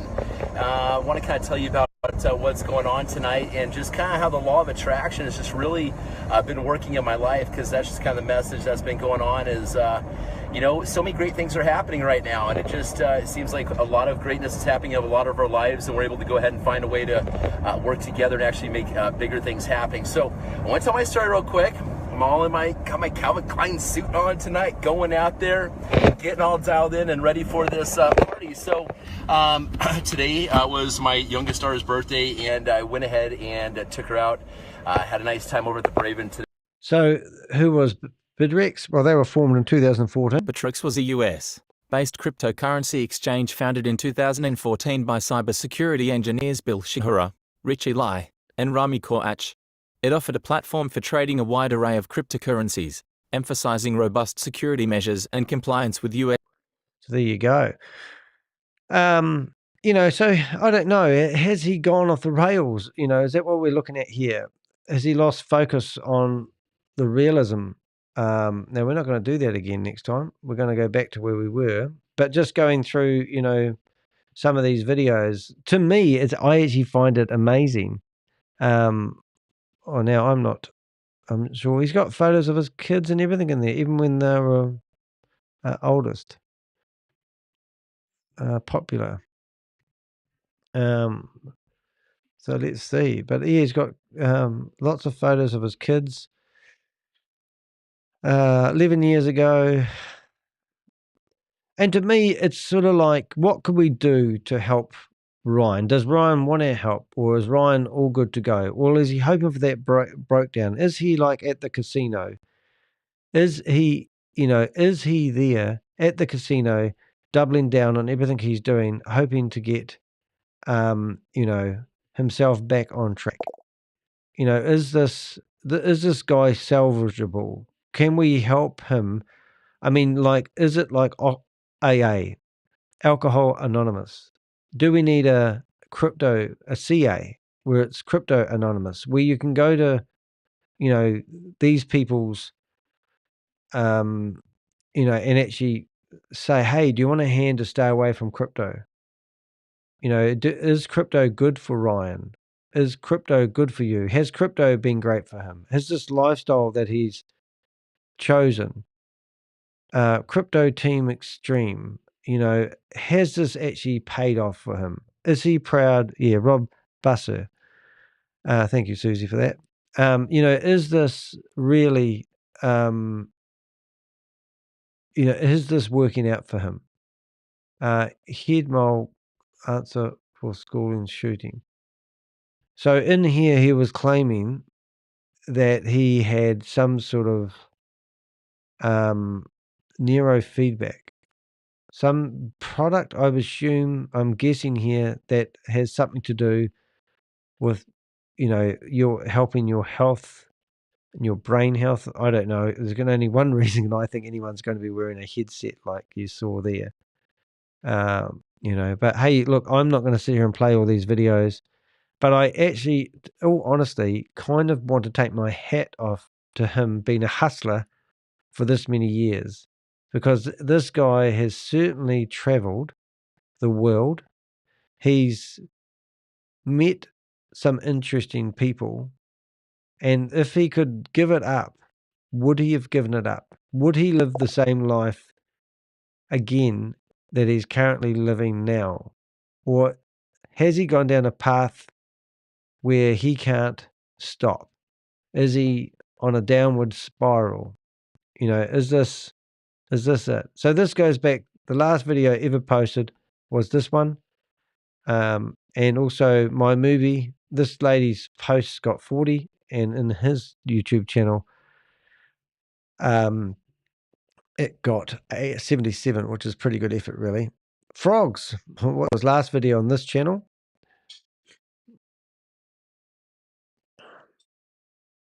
And it's blank. I had a great time here the past few days, but we want to do a little demonstration on what you should be doing here this last day of the Healy sale going on. Really, really important. And I'll share with you what has been working well for me these past few days, because until about, about 4 days ago, I was only owner of one Healy kind of guy. And so I saw some of my friends actually purchasing multiple Healys. And I said, okay, well, if they're purchasing multiple Healys, I started listening how they were sharing the Healy. And I knew it was smart to have multiple devices, but I was surprised that I actually recruited so many people not having extra devices. So I don't even know what Healy is, but I'm looking at his risk here, and I sell these Garmin watches for my mate. And they are health trackers. So I'm only assuming the Healy bracelet is something that monitors your health, and you get rewarded in some which way or form, and it's going to take the world by storm. And if you don't invest today, you're going to miss out. I'm just narrowing that down. Hey, GG, nice to see you here, mate. What's the frogs? The French, was it? But anyway, so that's what I'm assuming. So that was 4 years ago. So that's one YouTube channel down, and that was the biggest YouTube channel he'd got. This one here's got 9 videos. And if we go into the more section of that, this was created in 2016. And I noticed in 2016, he seemed to have multiple YouTube channels. So once again, let's see what he was at the BitClub Network. Now we've got Bidfoot Network. Let's see what he was peddling in this situation. Paul, you want to come in? One at a time. Look who we got here. Okay, Aaron, hello. It's We got Paul spelled McCarthy. Say hello. Hello guys, how are you? How are you keeping? Finally, we get a chance to meet. It's just been absolutely amazing. Just top leaders. Paul McCarthy, you've been with BitClub for how long now? I've been with BitClub now since just over a year now. So that was last June I came into BitClub. But I looked at it from the very start. That's not who's that guy from Ireland? O'Rourke? No, what was his name? He used to be with Pinnaky Nark. Who was that guy? I remember every time I hear an Irish accent. But anyway, no, it's a different spelt name, that one. But let's have a wee listen to this opportunity. Hey, good afternoon, everyone. Conley, residual Bitcoin miner, and I just got back from Serbia. I'm just sitting here right now, just near Lake Sammamish, getting ready to pick up my daughter here from school and stuff. And I just thought I would take a time just to enjoy this view and talk to you guys about my updated thoughts on the Billion Coin TBC and how it's kind of working right now in this whole entire ecosystem, because I don't even know where this. Oh, Ryan, are you? I don't have a deck on me right now. Okay, Ryan. Just a few more people here real quick. All right, we got Bay Health. There we go. Yeah. See what else we got here. Harvest Builders. This is a live meeting right now. Perfect. Okay. Let's see what he's peddling today. This is. Give me 1 second. We'll get a few more people in here real quick. Well, this is quite hard I want case. to take a little bit of a different approach on this today because. So, anyways, what's up, Willie? Hey, how's it going? Oh, it's going amazing, brother. How you doing? I'm well, thank you. Good. I haven't seen you for a little while. Been a minute, eh? Greetings from Bali. Okay. So, brother, I just want to just touch base and just kind of see who's, kind of set the foundation. It's not going to be that long of a Zoom, but it's going to be just kind of, we want to get like consistent every single day. And I want to hold the Zoom every day, and I'll do the presentation because Jan's, been gone. Doesn't sound like he's doing that good of a job. So anyways, let's get a few more people in here real fast. All right. We'll take a different approach to this a little bit though today. Okay. I'll go ahead and just start recording this right now, guys. I can't believe my luck. This meeting is being recorded. Oh, awesome.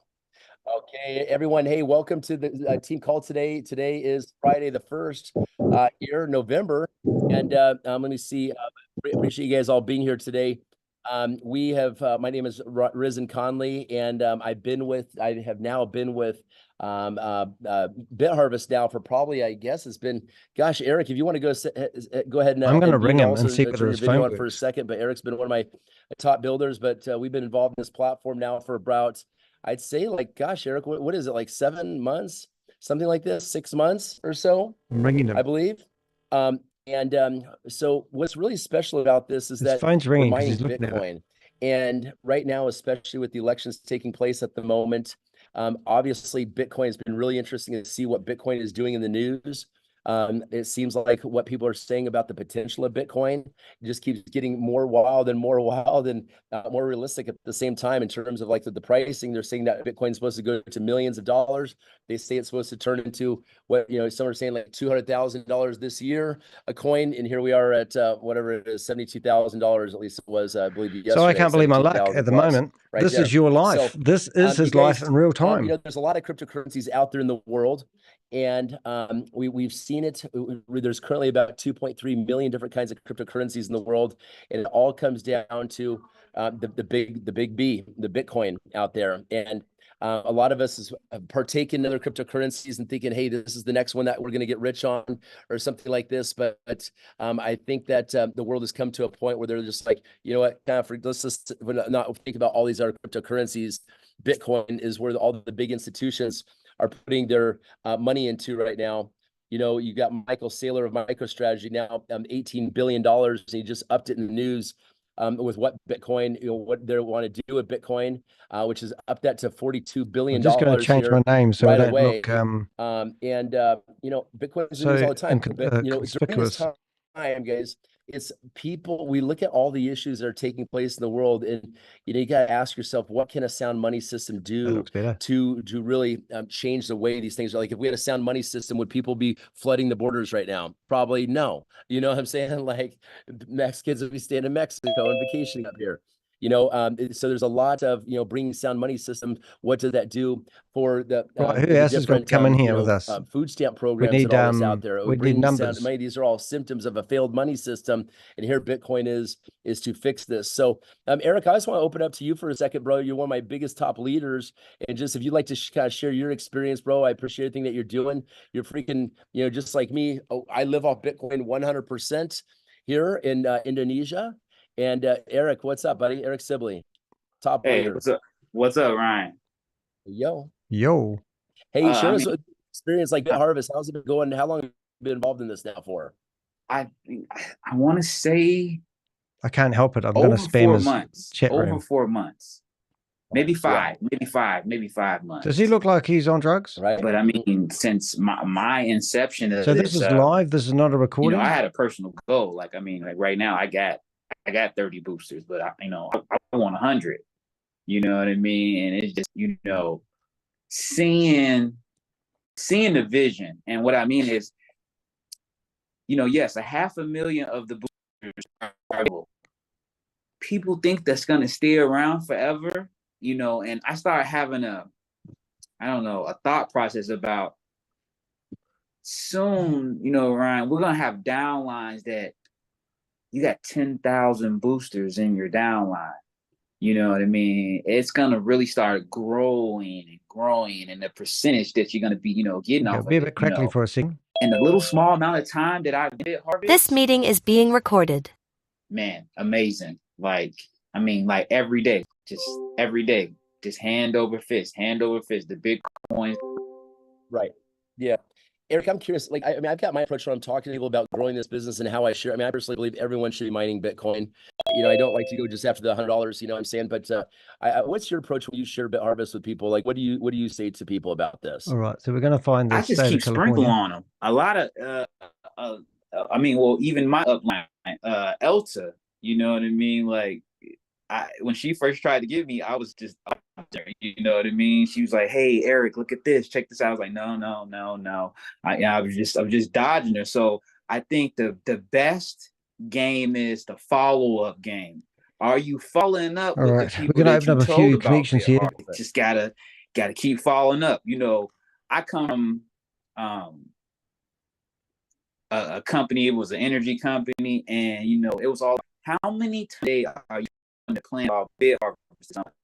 If you're only 2-3 people, well, I mean, the numbers speak for themselves. You know, Meeting is being recorded.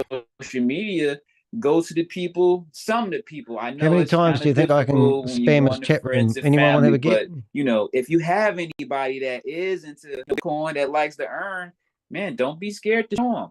And let the system do the work. Get them on the Zoom call. Here we go. Talk to Ryan. Let them talk to me. But you don't even got to do the work. A lot of people don't even understand. Make this could be easy. Let the people who know about BitHarvest, let them do the work for you, and just watch yourself get paid. Right, exactly. Yeah, I take the approach when it comes to this. Good morning, Tim. Glad to have you with us, brother, from Washington State. One of my boys back there in Seattle. He's mining Bitcoin with us. And hey, Tim was even I mean, a lot of people are skeptical. I don't want to bring people into something that's going to fall apart. You know, I traveled to Malaysia. I took a tour. Hopefully you guys This is see my live, tour Susie. videos are freaking wild of the facility. You know, taking Ryan, a look at can it. you remove you know, Andy Galloway? He's trying to, it's a scammer guy. You need to remove him, please. Oh, sure. Yeah, let's go ahead and remove this guy. Thank you. Remove and put in waiting room. There goes Andy in waiting room. Enjoy. So anyways, yes, you know, I mean, my point is, you know, I want to really investigate something before I get people involved, you know, like really to go to the facility, you know, sense the energy of it, get to know, you know, the COO, the CEO, like, what are these guys' backgrounds, you know, and really understand, like, you know, what is their, you know, their mission. And it's like, I mean, back in the day, we were mining Bitcoin and the cost was like $600. This was like many years ago. When I started mining Bitcoin, it was $230 a coin.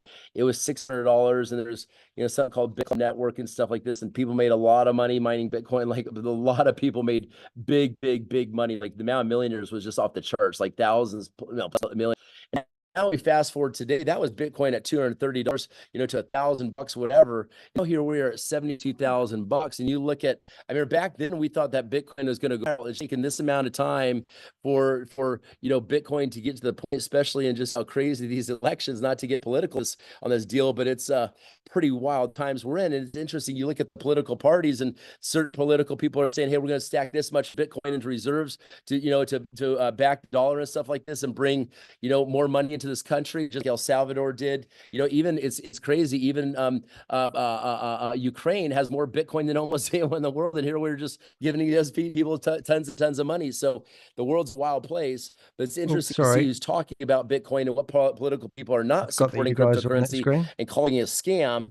It's like, obviously these are the people that are in bed with, you know, the Rothschilds, the Rockefellers and stuff like this. We all know we need a sound money system out there, and it's such a blessing not only to just be your own bank, but actually kind of this being your own printing press, your own Fed, right there, printing your own money every single day of a coin that is there's a finite money supply. So, you know, back to like how I approach this and stuff like this is, I tell people like I tell them, hey, yeah, you can go ahead and get a share for $100 in this. $100, everyone can afford a share for $100, but obviously there's transaction fees when it comes to Bitcoin. To cash Bitcoin out. Bitcoin's not like the expensive cryptocurrency in the world to transact. So it makes more sense for people to, let me see, because someone's talking. Get rid of Sigmar. Yeah, we get rid of this douchebag also. Let's go ahead and these guys are just removed. We're gonna, by the way, you know. Okay, so there you go. So anyways, there we go. So anyways, guys, I mean, the thing about it is, he's not even acknowledging the fact. This is like a serious, like, good versus what's happening evil in the chat room situation right here. You got people that have nothing better on their hands to do every day besides talk badly about Bitcoin, talk badly about an opportunity, and then you have the people that are actually changing the world and bringing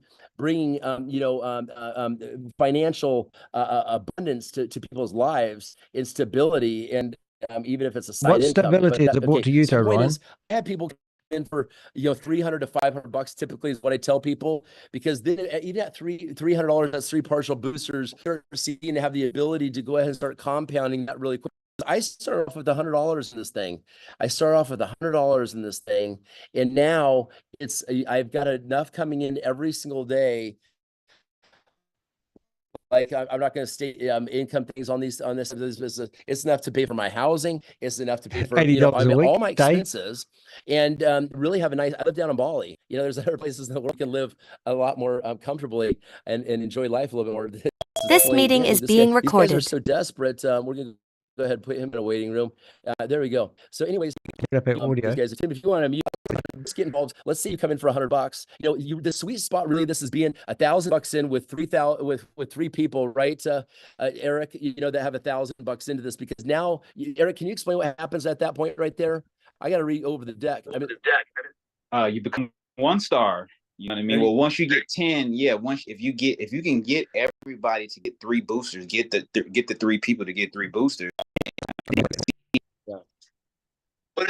Well, that's the thing also about it. You get some cool homies on board, like, gosh, with Tim and Eric and, Phil and our friends here and stuff like this. And you start kind of working together, and you go through your mutual friends. Like, hey, is shocking. are you mining Bitcoin? I know like, why it's shocking, because he's in Bali. 2024 right now is the hottest thing out there.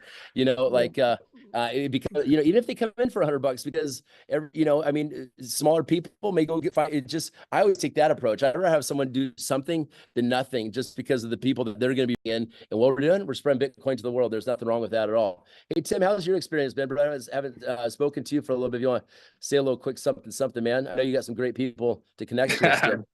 Hey, what's up, Ryan? Happy Halloween, man. Miss you, brother. Yeah, thank you. I miss you too, man. I just lay low. Halloween over here is a little bit different, man. There's a lot of energies in Bali, bro. You almost want to stay home. Yeah, it's a typical Seattle Halloween. It rains every Halloween in Seattle. All these trick-or-treaters get, doused in the Seattle rain. So nothing atypical here. Yeah. I mean, honestly, I me, I work 2 jobs. I'm busy, doing my medical stuff. So, I'm more of a set it, forget it kind of guy. I don't monitor things too much. So, I'm probably going to put more in eventually at some point, but yeah, it's just, I'm pretty new to Bitcoin. So I'm not savvy with kind of the interface with, CanDAO and the website and all that jazz. So, me, I like to make money. I like someone else to manage my money. So for sure, it's kind of not. It's a fun conversation to say that you might. So Andy here is begging his family to help him pay.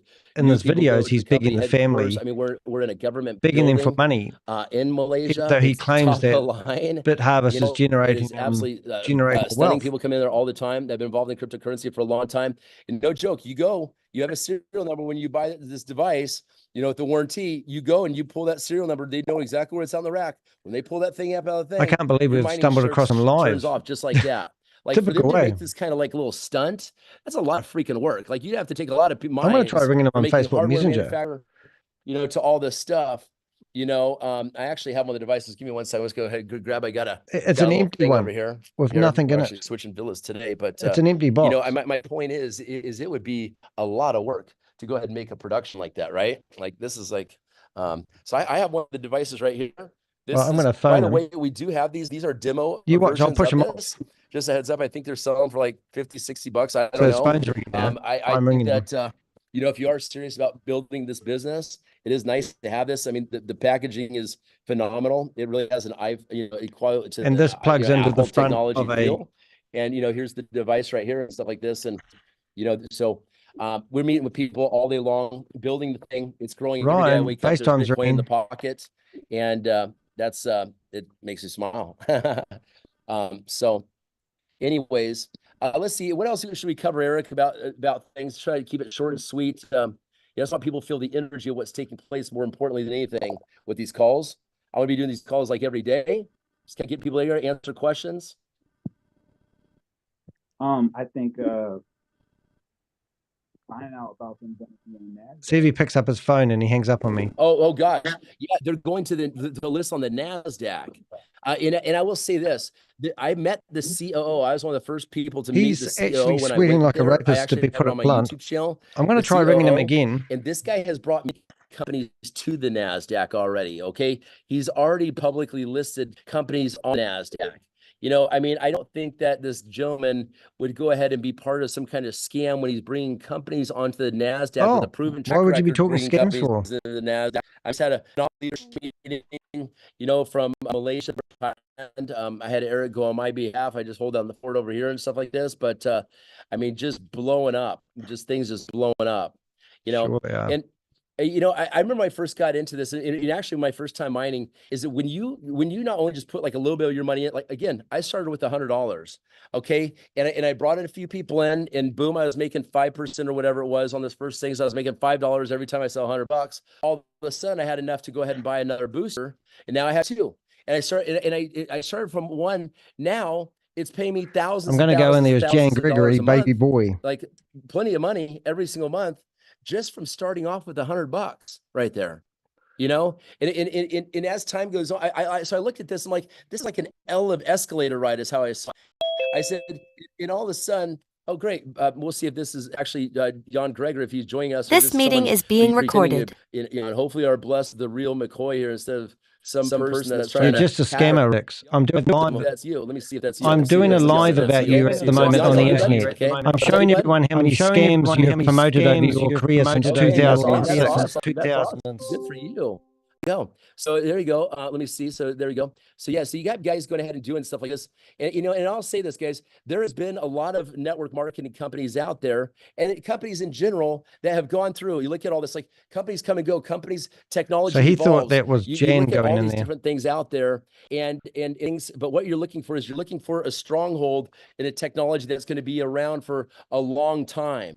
And that's what we have here at BitHarvest. That is growing so fast that it has so much upswing potential because the price of Bitcoin, look at us as an all-time high right now, you see.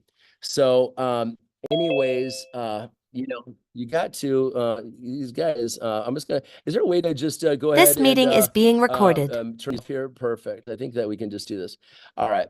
So you guys, I think with that being said, I'm just going to go ahead and kind of continue this and make this a little bit more professional, these meetings, and get more into the pitch decks and stuff like this. So you guys understand this, but I would encourage you to, you know, have people come aboard. I know, Tim, there's a few people I got to follow up with you, you know, with this, and just get to know each other as friends and just help spread the word about cryptocurrency and bring this across the world right now. So it's been a great ride.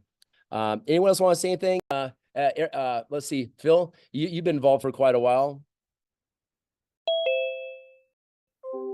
Phil, Willie, would anyone else want to say This meeting is being recorded. Okay. And anyone else? So anyways, stay tuned for tomorrow's webinar. We'll go over more of the information on the deck and stuff like this. So thank you. The recording has stopped. So you couldn't really beat the opportunity to find Ryan in a meeting right now. But here's a guy that's promoting BitHarvest. There's been a cease and desist order from the state of California. He hasn't made any money from the opportunity that he's peddling right now. And he still peddles this like it's generational wealth. He's avoiding me like the plague, and I'm now going to ring him on FaceTime. And now he's got off here as fast as he could because he realizes whatever he realizes. And he's hung up on me because I'm ringing him on FaceTime.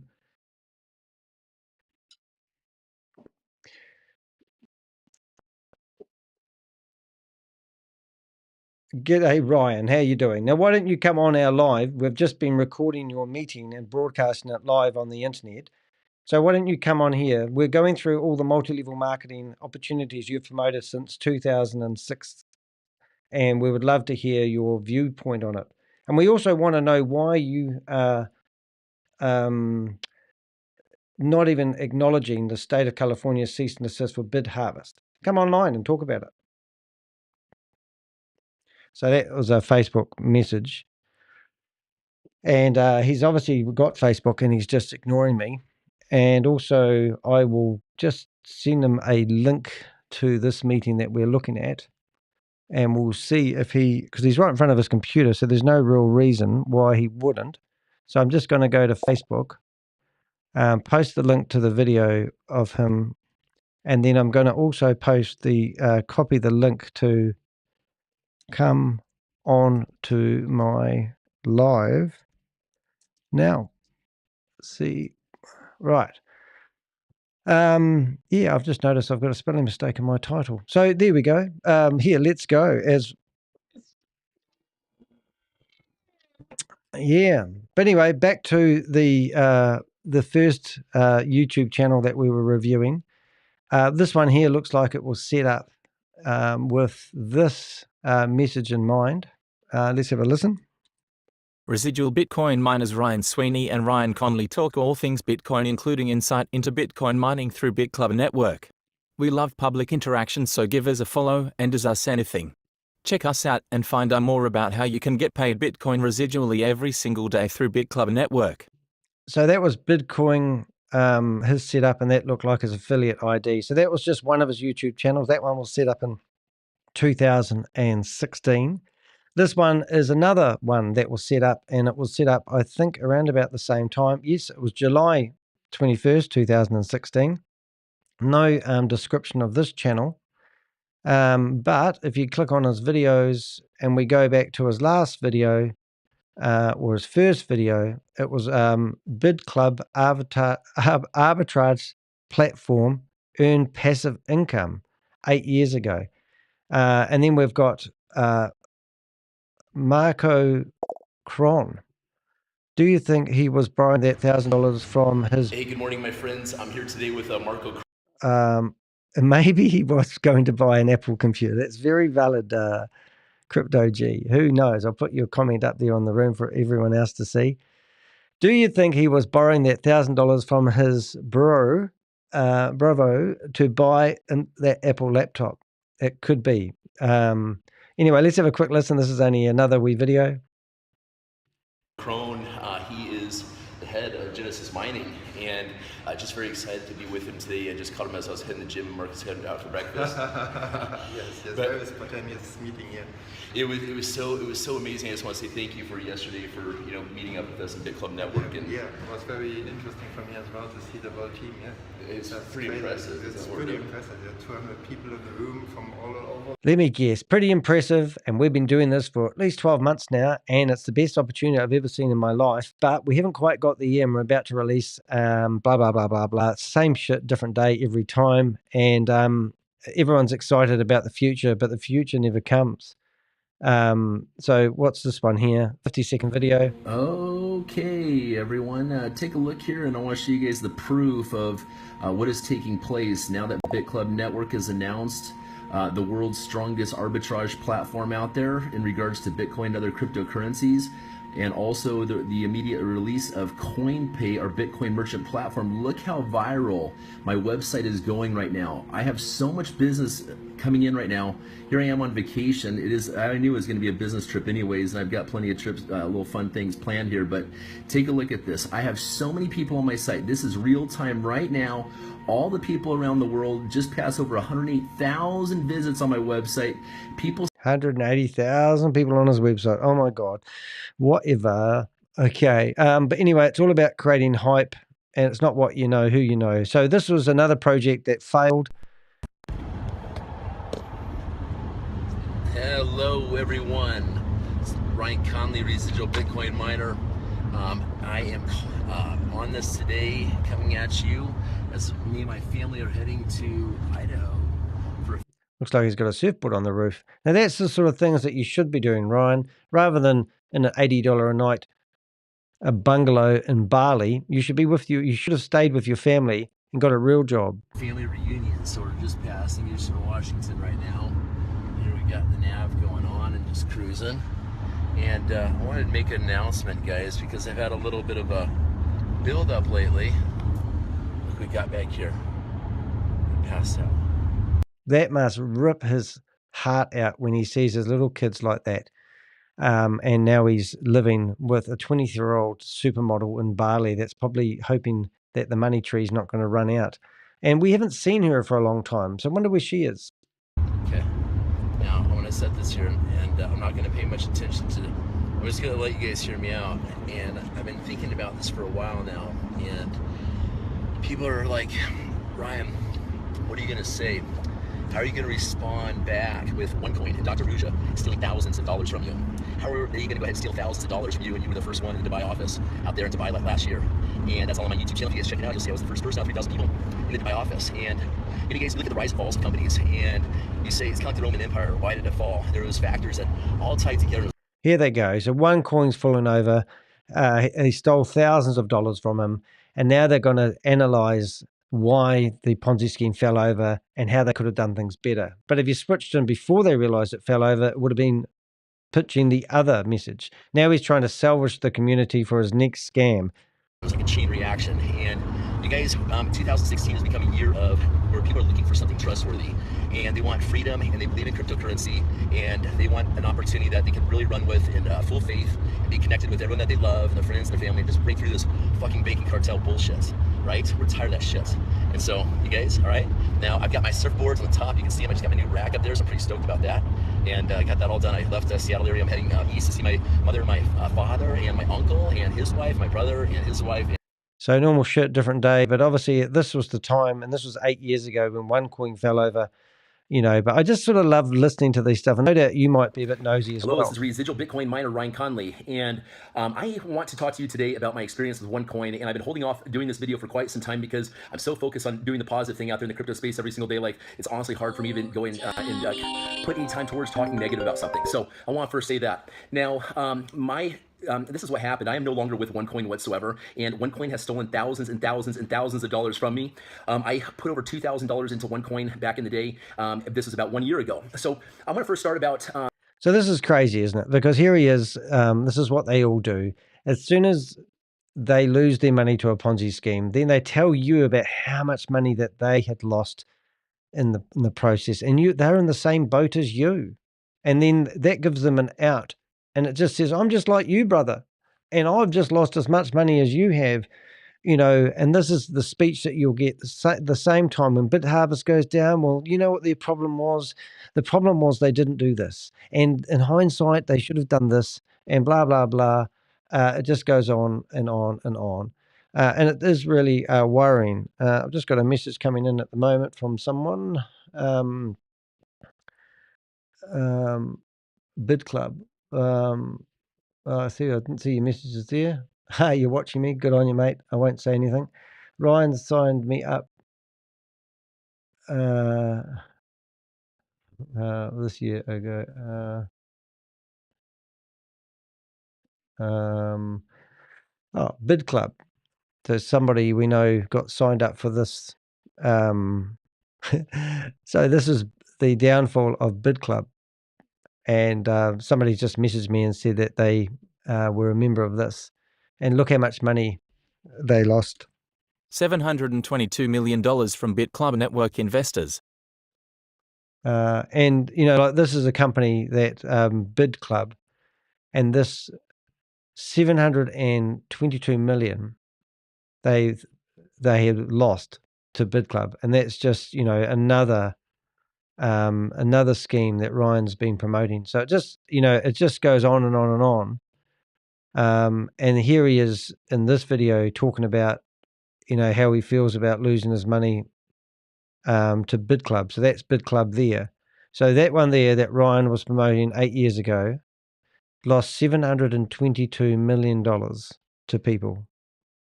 And there we just saw it. There's the United States versus Matthew, whatever his name is. And, you know, like, you know, unfortunately, you go in there and you search for people's names like Ryan, and you hope that, you know, something's going to happen. And nothing actually happens. I can't even spell Ryan. That's not very clever, is it, Danny? Ryan. Yeah, and there's no name of Ryan in there that I can see anyway. How many of these scams and schemes do you need to, you know, be privy to? One thing we will do, instead of shutting that window there, we actually, I'm going to try something here. I'm actually going to go to Zoom. I'm going to actually, I'm going to go to Zoom, and I'm going to actually use the username and password I just did. And I'm going to join a meeting because I want to know, I want to see if he's running another Zoom session again. So if you do want to join us, the Zoom session number will be on the center of the screen in a minute. Take a screenshot. and it's 593-213-2324, and we're going to hit join, and it will ask you for a password, and the password is 85319. We will. We're not going to launch the meeting. We're just going to hit launch meeting again, and then it lets you join with a web browser. And what I'm going to do is I'm going to, what do we got? Ponzi schemes. I'm just bookmarking this for my own benefit to do it later. If you do a job in 2 minutes, do it straight away. We're going to go to Zooms, and we're going to go to passcode, and we're going to put Ryan Conley, Conley, and at the start of that, we're going to put in brackets the password to the room, and then I can get in here later. But we'll leave that going again because I have a feeling he's going to boot up another room. Only problem is I don't know what name I picked on that one, so I'm actually going to go out of there and go to passcode rooms. I'm going to go to Ryan,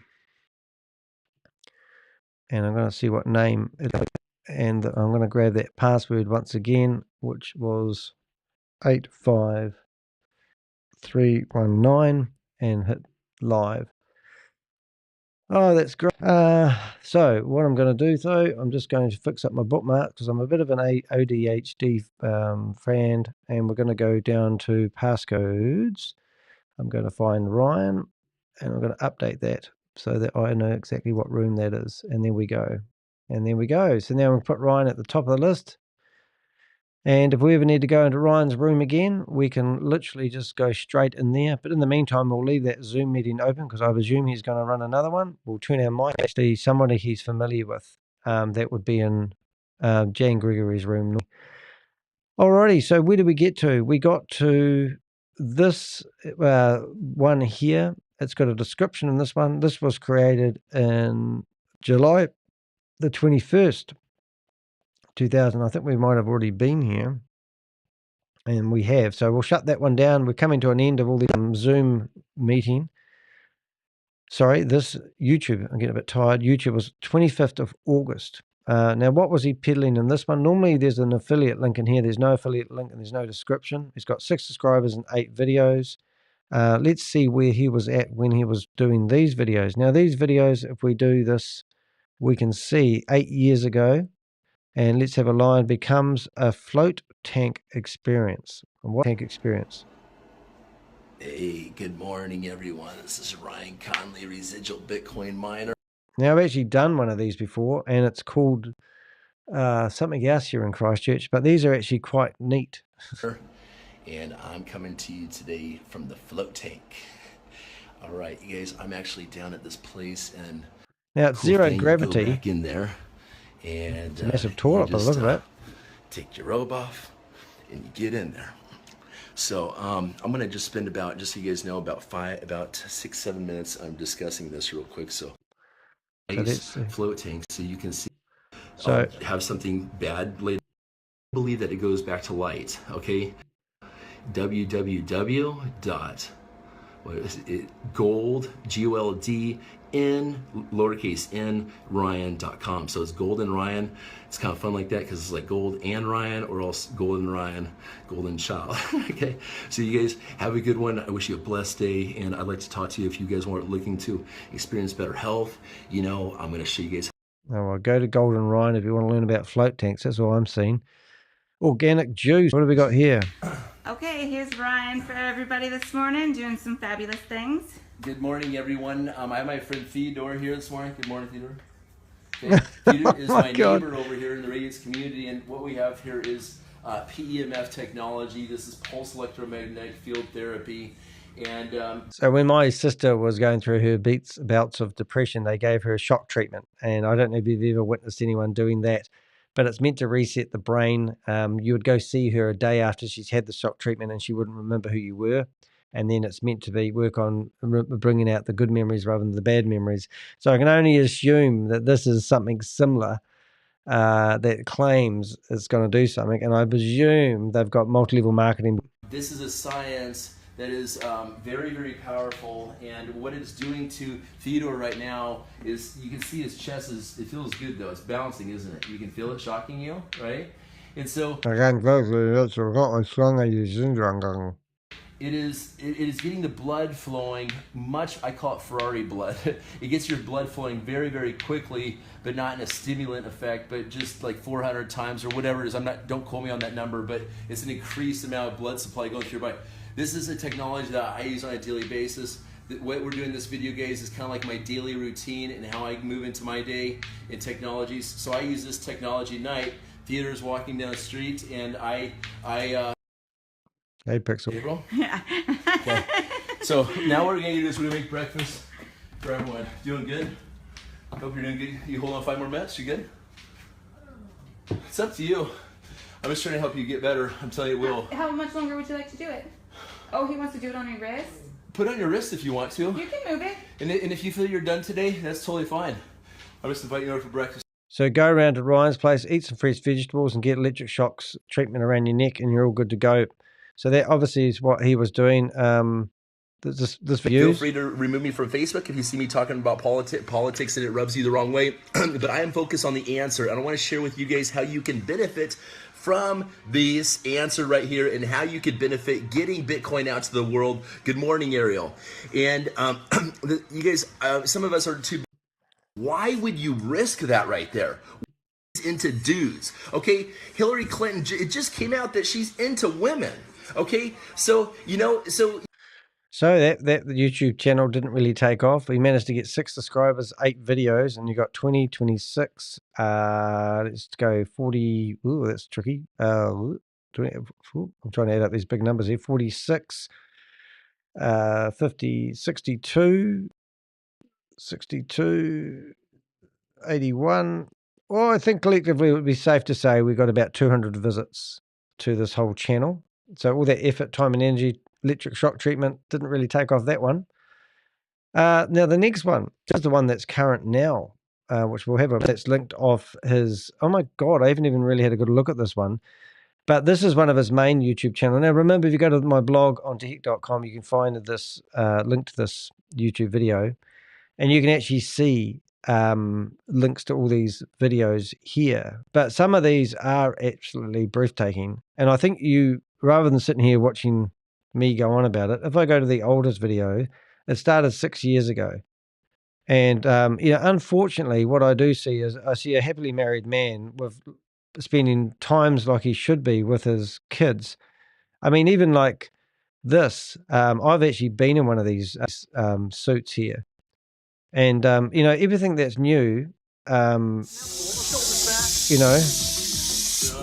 are all done with electrodes. They're a friggin' amazing suit for a workout. But, the company that introduced these into Germany, the lady who did that come to New Zealand, and she used to come to my business networking group. But absolutely incredible. Quite good stuff. Hey, look, you might find some interesting stuff and a bit of history about anything to do with futuristic stuff. You might learn by going through his videos about new batteries, graphite batteries. You might learn about boosters that you plug in front of a crypto mining machine that have managed to drag out more crypto mining stuff. The stuff that you may find in here, that this is a futuristic look at where the world is going. Is the world really going where Ryan thinks it's going? I was amazed when I went through here, and I just wanted to share with you guys this guy's energy and this guy's passion to either find a multi-level marketing dream that's going to make him a millionaire.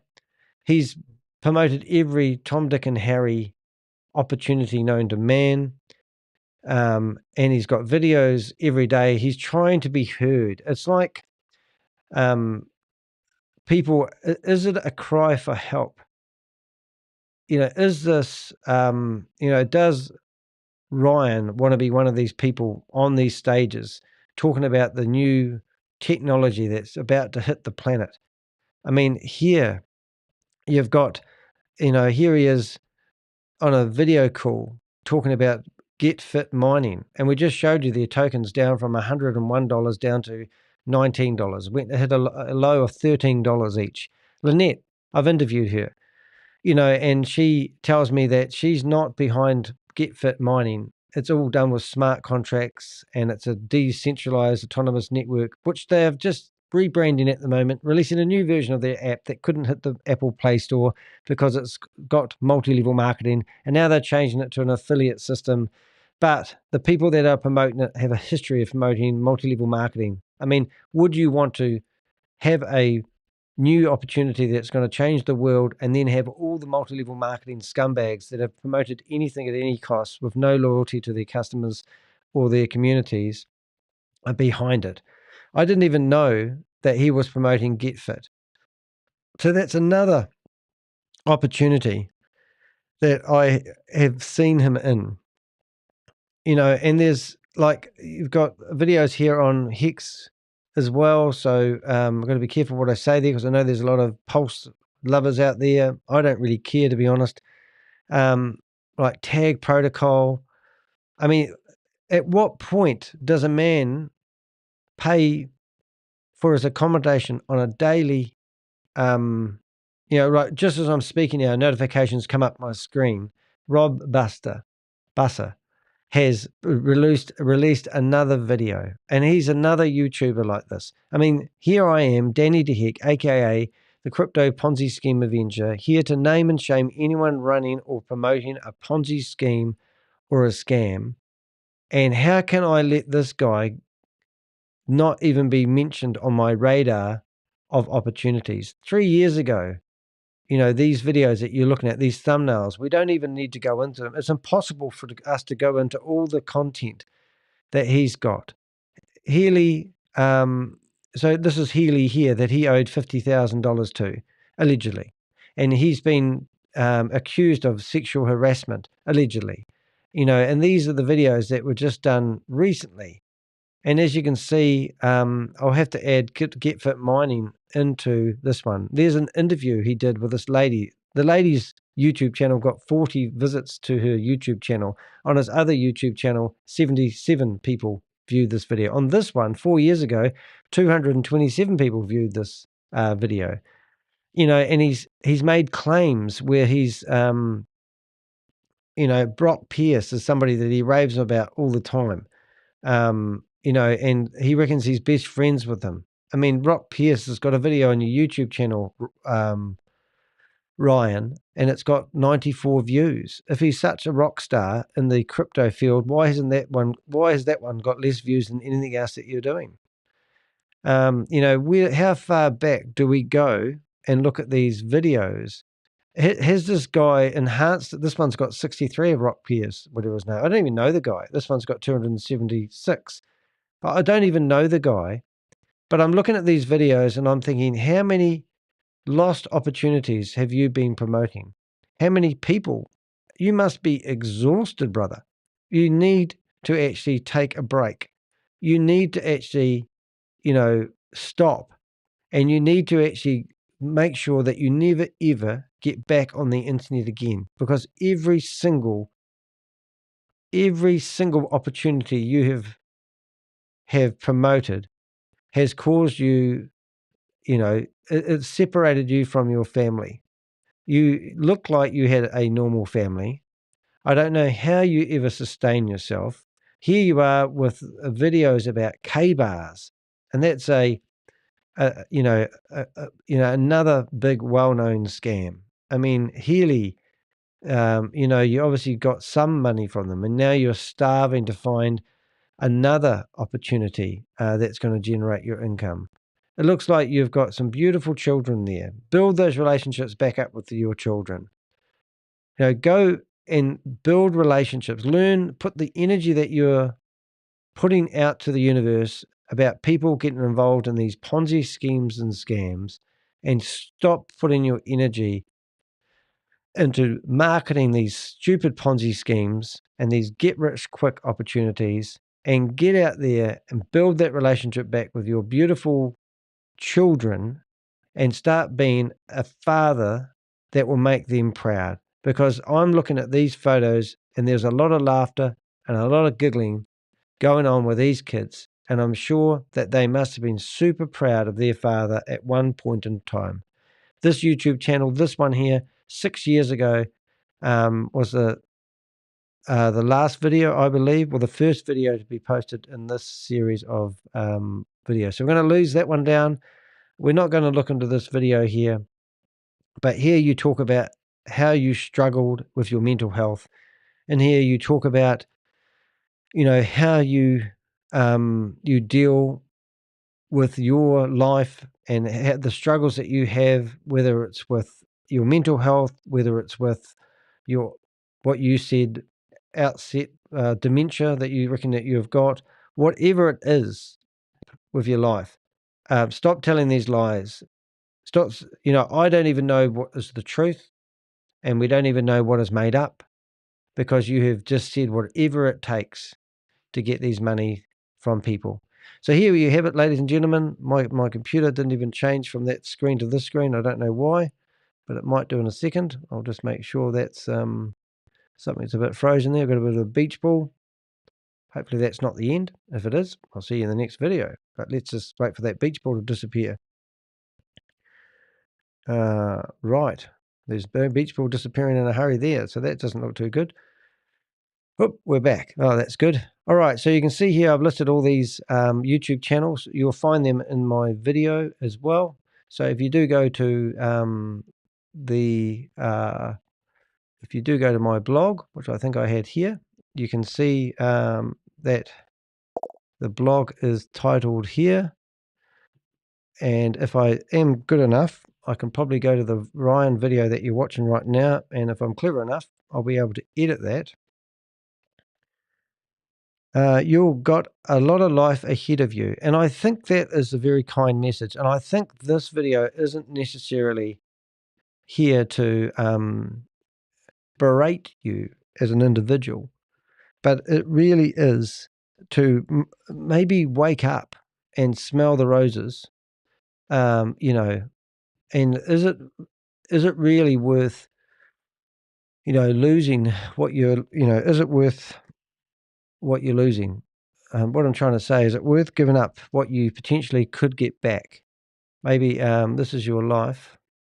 I'm just trying to think how to do this. Expose. I just want to see if I can get this hashtag in here. I think I can. This is your life. Okay, and if I save that, we should have a nicer looking title. So, you know, think about it, Ryan. You know, Susie's comments has just come up here. You've got a lot of life ahead of you. And it should be with your kids, Ryan. And I don't think we could actually say, you know, anything more positive. I mean, I'm just looking at the last YouTube channel. I'm just going to shut down these windows so I don't get distracted. We've got a blog out there that you can obviously go in here and you can read all the links that we've been talking about today.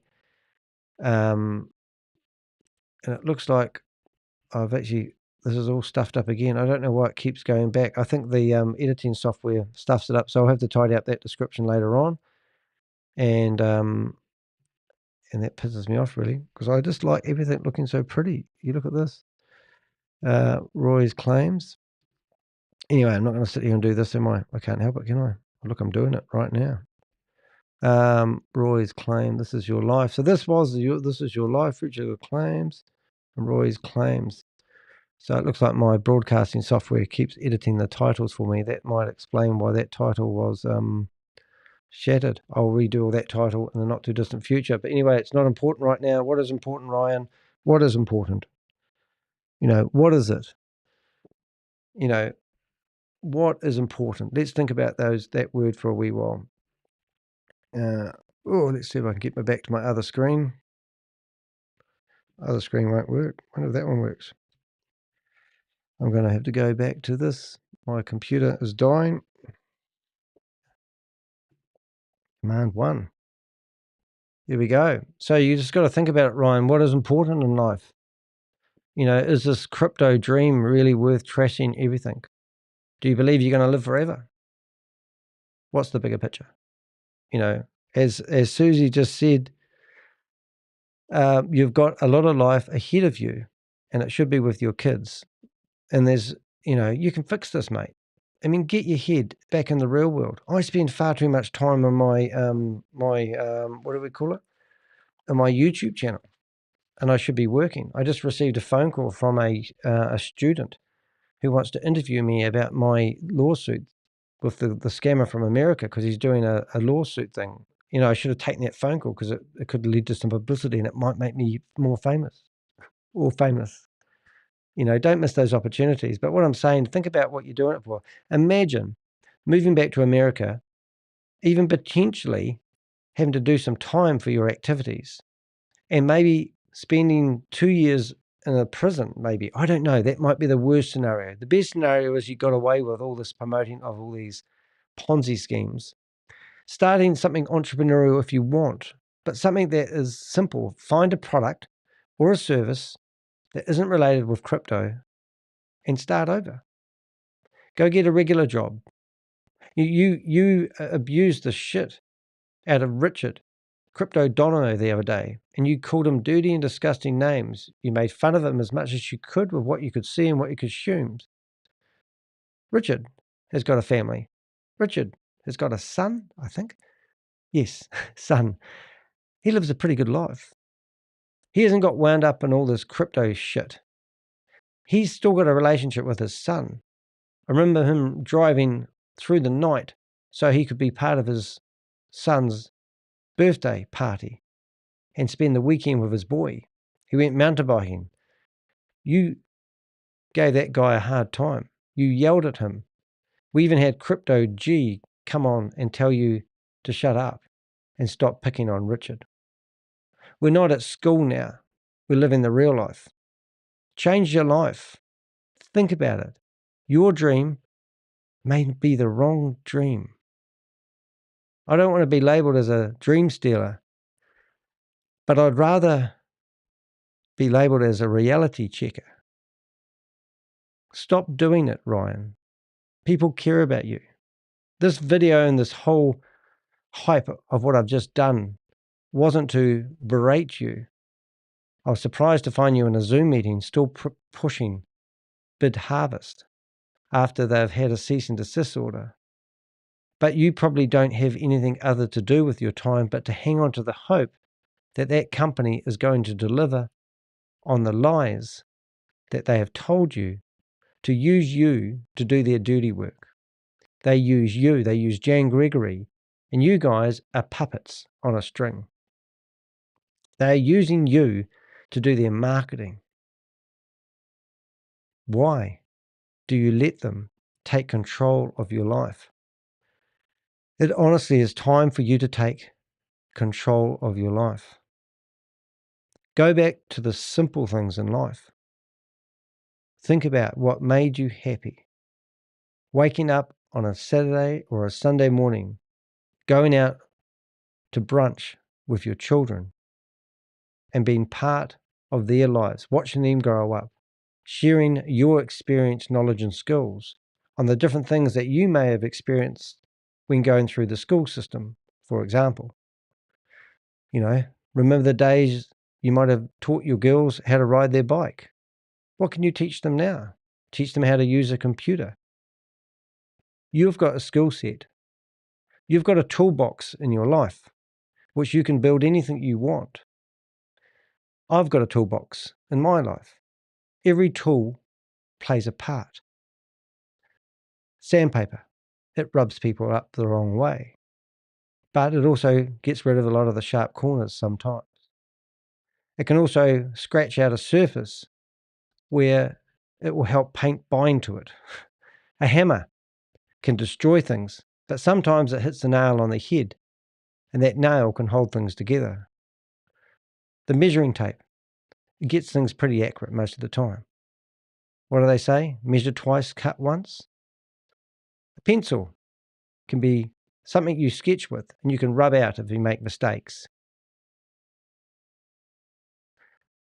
The electric drill is very nice for drilling a nice tidy hole, but if used inappropriately, you can cause a lot of damage. I think you get my point. Every tool that's in your toolbox can be used to do something. It can build a house. It can build a playhouse for your kids. It can also be used in the wrong way. I would reach out to you, and I'd say use your networking skills. Find 5 or 6 business people.